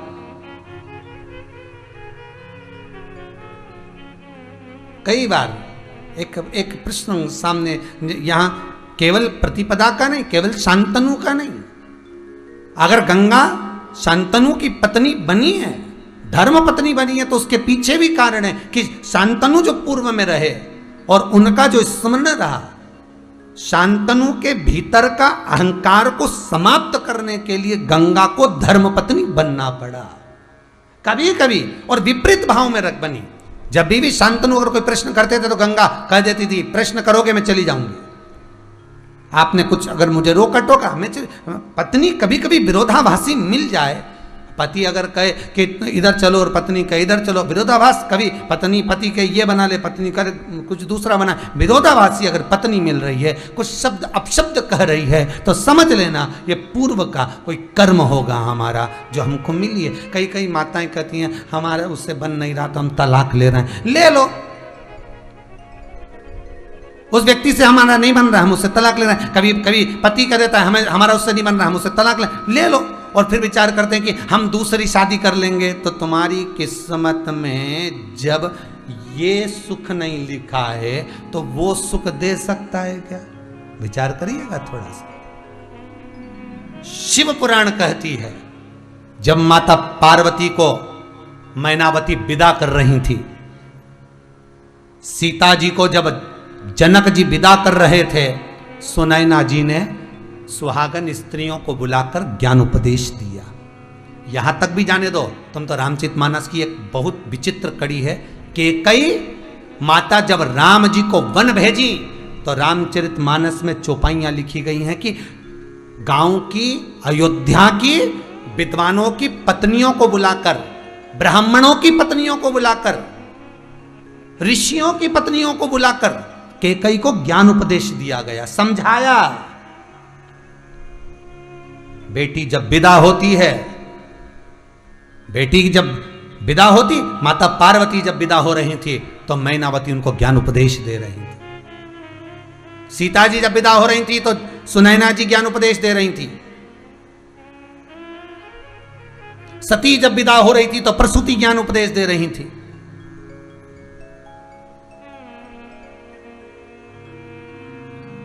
लक्ष्मी जब विदा हो रही थी तो लक्ष्मी की माता ख्याति ज्ञान उपदेश दे रही थी।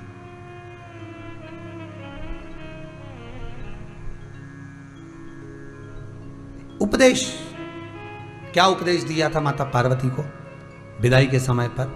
मैनावती ने कहा था सुनो पार्वती, विवाह, संबंध, शादी केवल एक खेल नहीं है पार्वती, केवल एक खेल नहीं है पार्वती।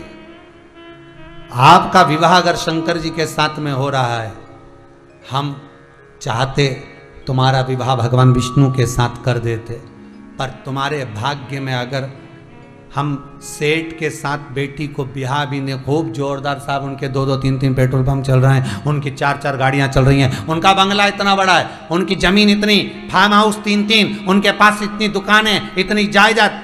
अगर तुम्हारी बेटी के जीवन में सुख लिखा है तो वो सुख भोगेगी, अगर बेटी के जीवन में दुख लिखा है तो दुख भोगेगी। बंगला, पेट्रोल पंप, गाड़ी, सब कुछ देखकर बेटी ब्याह भी दी, और मालूम पड़े 4-6 साल में, 8 साल में सब डब्बा गोल हो जाए, शेयर मार्केट में छोरे लगाए, बच्चे लगाए, पति लगाया, ये लगाया, सब बर्बाद कर दिया, तो बेटी को सुख क्या मिला? और मालूम पड़े किसी गरीब के साथ में ब्याह दिया और बेटी के किस्मत में, भाग्य में अगर सुख लिखा है तो झोपड़े से भी महल में ले जाकर छोड़ देती है, और अगर सुख नहीं तो महल से झोपड़े में आकर विराजमान। सुख भी तो देखो।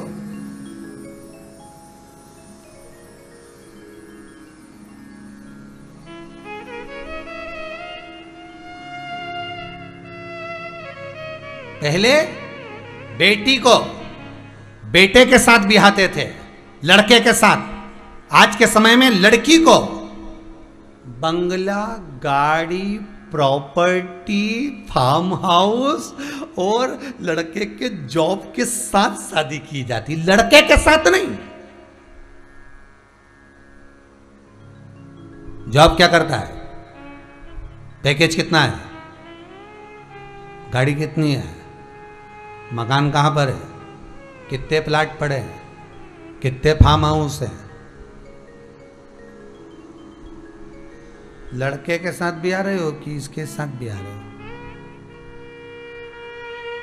और लड़की ने पूछ भी लिया, पहली बार जब मिली तो पूछा क्यों, कितनी कमाई तुम्हारी, अच्छा क्या करते हो? मम्मी को दे देता हूं।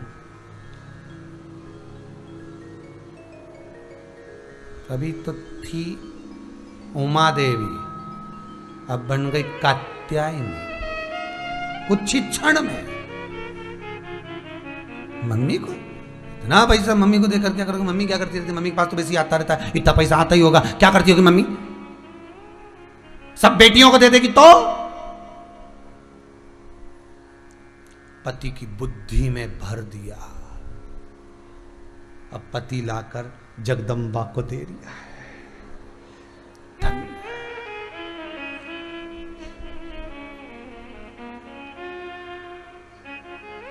पतियों को तो स्तुति करना भी नहीं आती, नहीं तो स्तुति भी कर सकते हैं। चंद्र घंटा कुष्मांडा स्कंदा तुम्हारी जय हो, पहली तनख्वाह लाया हूं तुम्हारे चरणों में समर्पित हो। हे कुष्मांडा, हे काल रात्रि, कृपा करना, कभी मुझे हैंडसेट लेना हो तो 5,000 दे देना, कृपा करिए। पति भी बोले।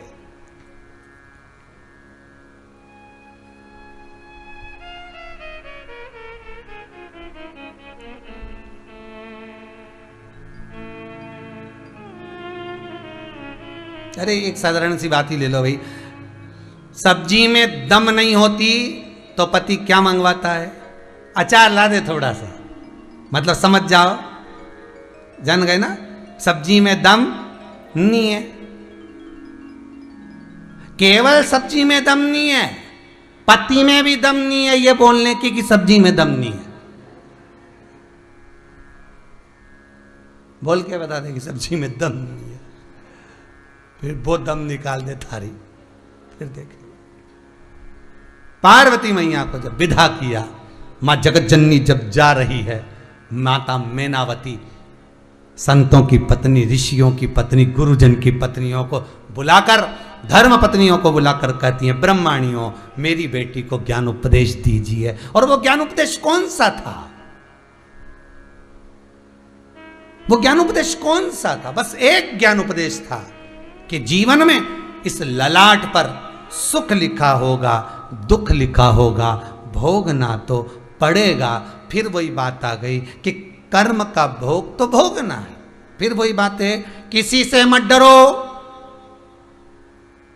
भगवान से नहीं डरना मत डरो, वेद और पुराण से नहीं डरना मत डरो, धर्म और शास्त्रों से नहीं डरना मत डरो, ब्राह्मणों से, गुरुजन से नहीं डरना मत डरो, बड़ों से नहीं डरना मत डरो, घर के बुजुर्गों से नहीं डरना मत डरो, पर शिव पुराण कहती है अपने कर्म से जरूर डरना, क्योंकि कर्म का भोग तो परमात्मा को भी भोगना पड़ता है। तो अपन क्या लगते हैं, भोगना तो पड़ेगा, जो लिखा कर लाए हो उसे भोगना है।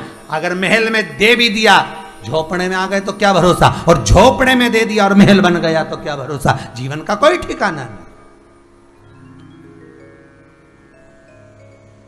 क्या भरोसा।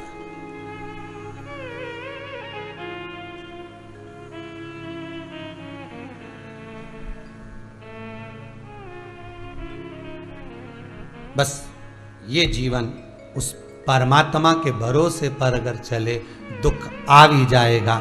पार्वती जी कहती हैं, ब्राह्मणियों के चरणों को नमन कर कर, हे सुहागनों, हे सौभाग्यवती नारियों, हे सुहागिनों।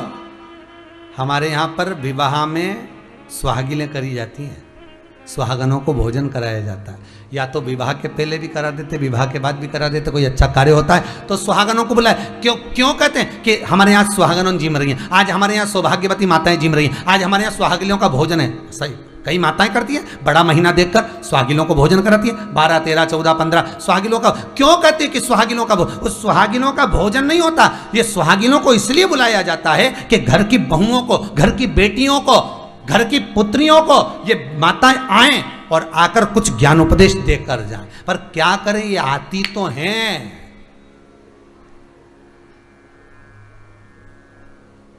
पर टिकी का पत्ता,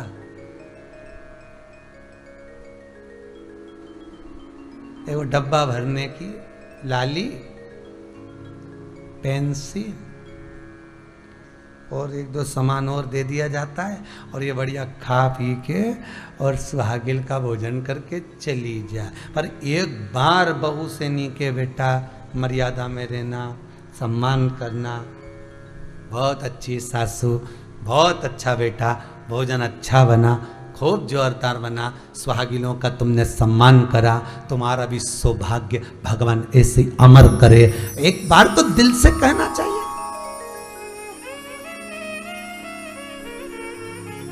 दिल से।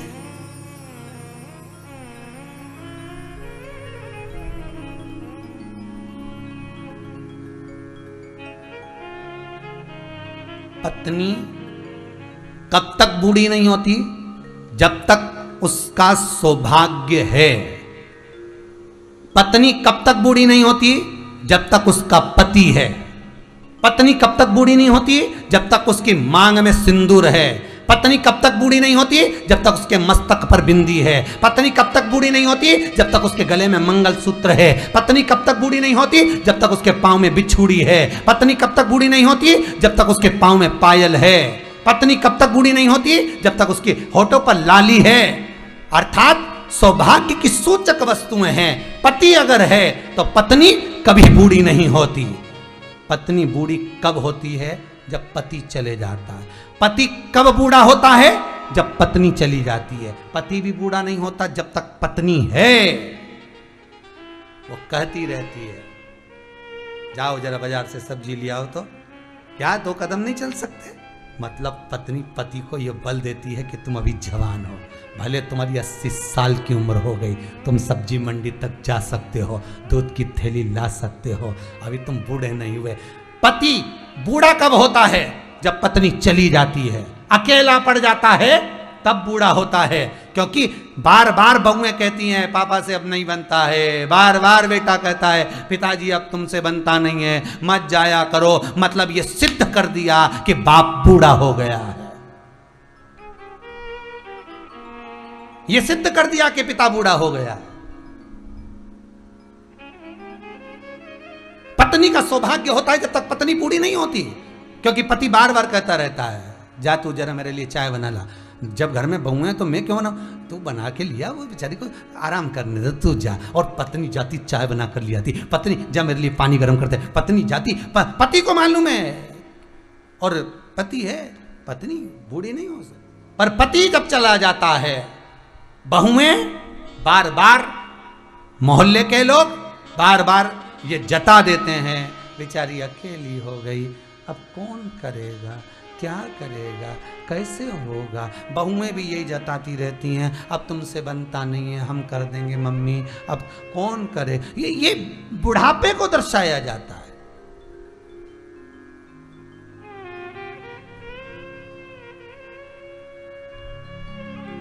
पर शिव महापुराण की कथा में चंचुला देवी बेधव्य थी।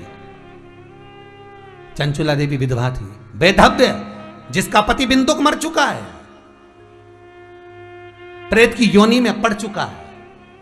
शिव महापुराण की कथा करें, प्रेत योनि में पड़ा हुआ है पति बिंदुक।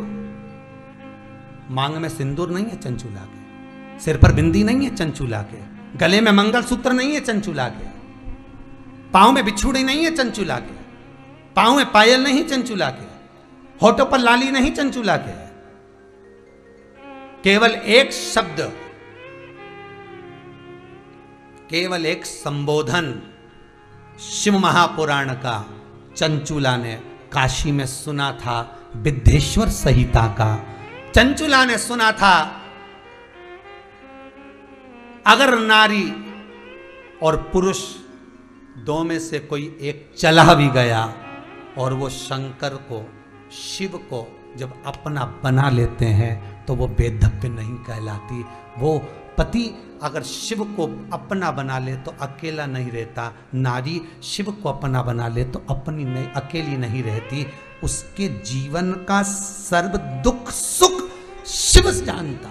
चंचुला देवी ने ये सुन लिया था, इसलिए कैलाश पर जब मरकर प्राण छोड़कर गई और चंचुला देवी काशी में प्राण छोड़ी थी, इसलिए उसको कैलाश धाम मिल गया था। और चंचुला जब कैलाश पर पहुंची, मौन जब बैठी हुई देखी, पार्वती जी ने पूछ लिया तू चुप क्यों बैठी है? चंचुला कहती है मैं अकेली क्या कर सकती हूं, मेरा पति प्रेत योनि में पड़ा है। पार्वती जी ने कहा तू अकेली क्या नहीं कर सकती, शिव को हृदय में बिठा, शंकर का अनुमोदन कर, शिव कृपा करेंगे तो शिव महापुराण की कथा अगर तेरा पति सुन लेगा तो ये विश्वास रखती हूं अभी तो तू बेदव्य हो गई, पर बाद में अखंड सौभाग्यवती भी हो सकती है। क्यों नहीं संवार सकती अपने जीवन?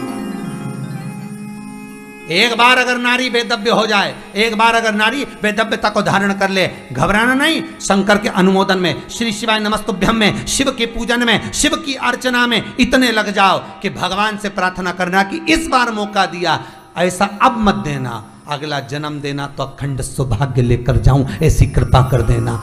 और ऐसे वर को क्या वरूं जो जन्मे और मर जाए, वर वरूं मेरा सांवरा तो मेरा चूड़ा अमर हो जाए।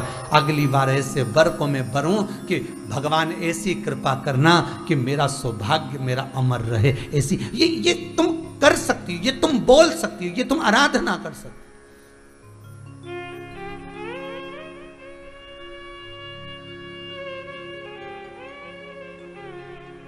दुनिया का एक व्रत है,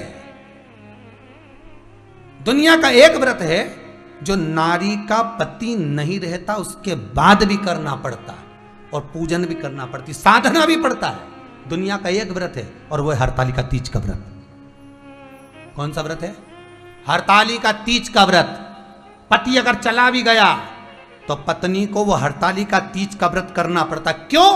किस लिए कहा गया? ये ब्राह्मण विद्वान चतुर विद्वान ब्राह्मणों ने पोथी में लिख दिया कि करना पड़ेगा, ये व्रत छूटता नहीं है, आखिरी तक नहीं छूटता, प्राण जाए तब तक नहीं छूटता, इसको तो करना पड़ेगा, भले पलंग पर पड़े रहो पर हरतालिका तीज साथ देगा, इसको करना पड़ेगा, ये व्रत छूटता नहीं है। क्यों कहा? उसका कारण केवल इतना है, अगर जीव चला भी गया, पति चला भी गया, तो शंकर को अपना बनाकर ऐसा अनुमोदन करना कि अगली बार ये बेधव्यता का भाव ना आए, अखंड चूड़ा पहनकर, मांग भरकर, सिंदूरा भरकर मैं इस धाम से जाऊं, इस पृथ्वी से जाऊं, ये भाव रखा जाए। सारे व्रत बाद में समाप्त हो सकते हैं जाने पर केवल हरतालिका तीज का व्रत कभी समाप्त नहीं होता, अंतिम सांस तक, अंतिम श्वास। और आप जितने आस्था चैनल पर कथा सुन रहे हो, फेसबुक यूट्यूब पर सुन रहे हो, आपके भी मोहल्ले में होती होगी हरतालिका तीज पूजन। तो ये साध्य है, साध्य। शिव को अपना बना लिया, फिर दुख क्या, फिर दुख कैसा? जब एक बार शिव हमारे हो गए, शंकर हमारे हो गए, फिर दुख का भान कहां होगा? विचार करिए, फिर दुख का भान।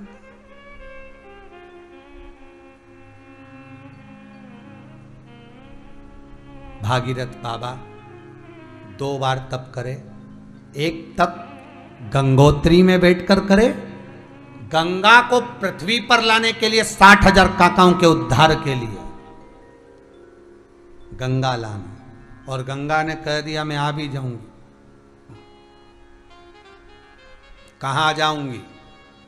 शिव जी की जटा में बैठ जाओ। गंगा शंकर की जटा में जाकर बैठ गई। अब जटा में से शिव जी बाहर नहीं निकाले तो फिर तप करने के लिए भागीरथ जी बैठे। कहां बैठे थे? केदार ताल में। कहां बैठे हैं? केदार ताल में।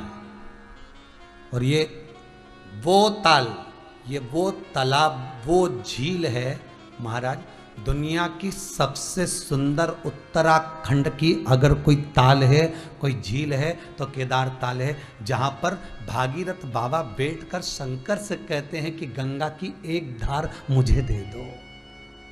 ये कपिल मुनि के आश्रम तक जाए।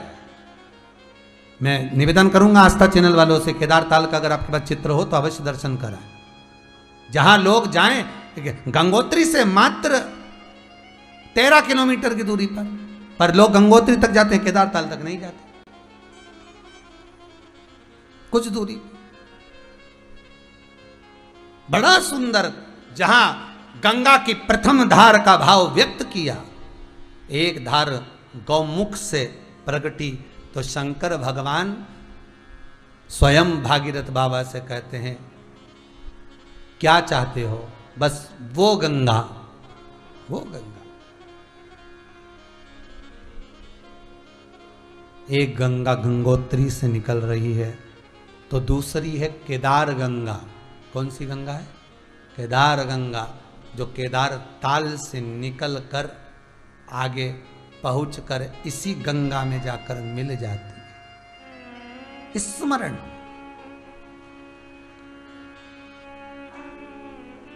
स्मरण।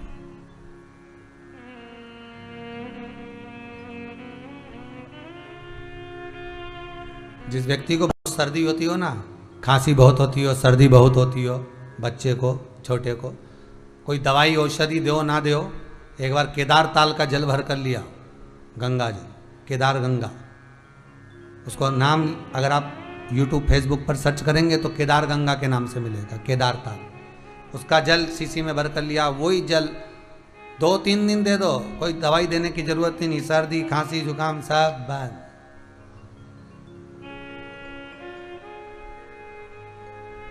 जहां शिव विराजमान है, जहां शंकर, जहां ओघड़दानी त्रिकालदर्शी शिव बैठा, कोई साधारण स्थल हो? भजन चित्त धरिए, स्मरण चित्त धरिए, नाम चित्त धरिए।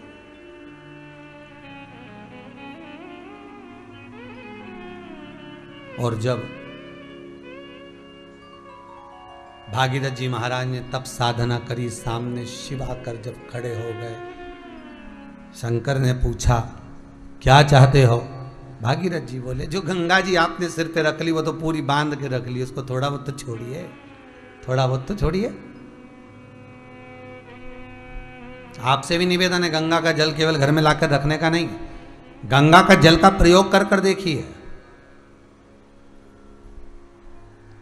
उस जल का आचमन कर कर देखिए, उस जल का थोड़ा सा भाग जल में मिलाकर शिव को समर्पित इस श्रावण के महीने में कर कर देखिए, प्रयास करिएगा।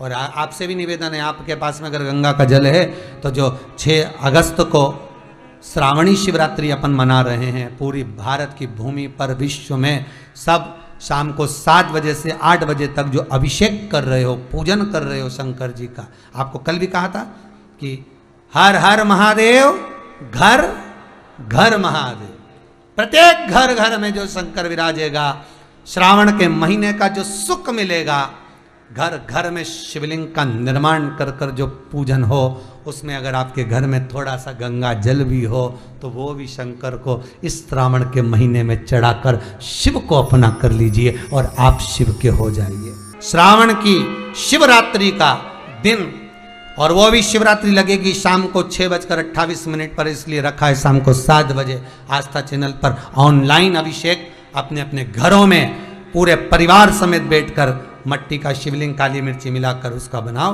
निर्माण करो, पूजन करो, बाबा से विनती करो कि बाबा सुख समृद्धि वैभव लक्ष्मी दौलत संपदा सब आपकी कृपा बनी रहे, ऐसा धन देना मुझे कि मैं भी जिंदगी में एक बार शिव महापुराण की कथा करवा सकूं, ऐसी संपदा मुझे देना।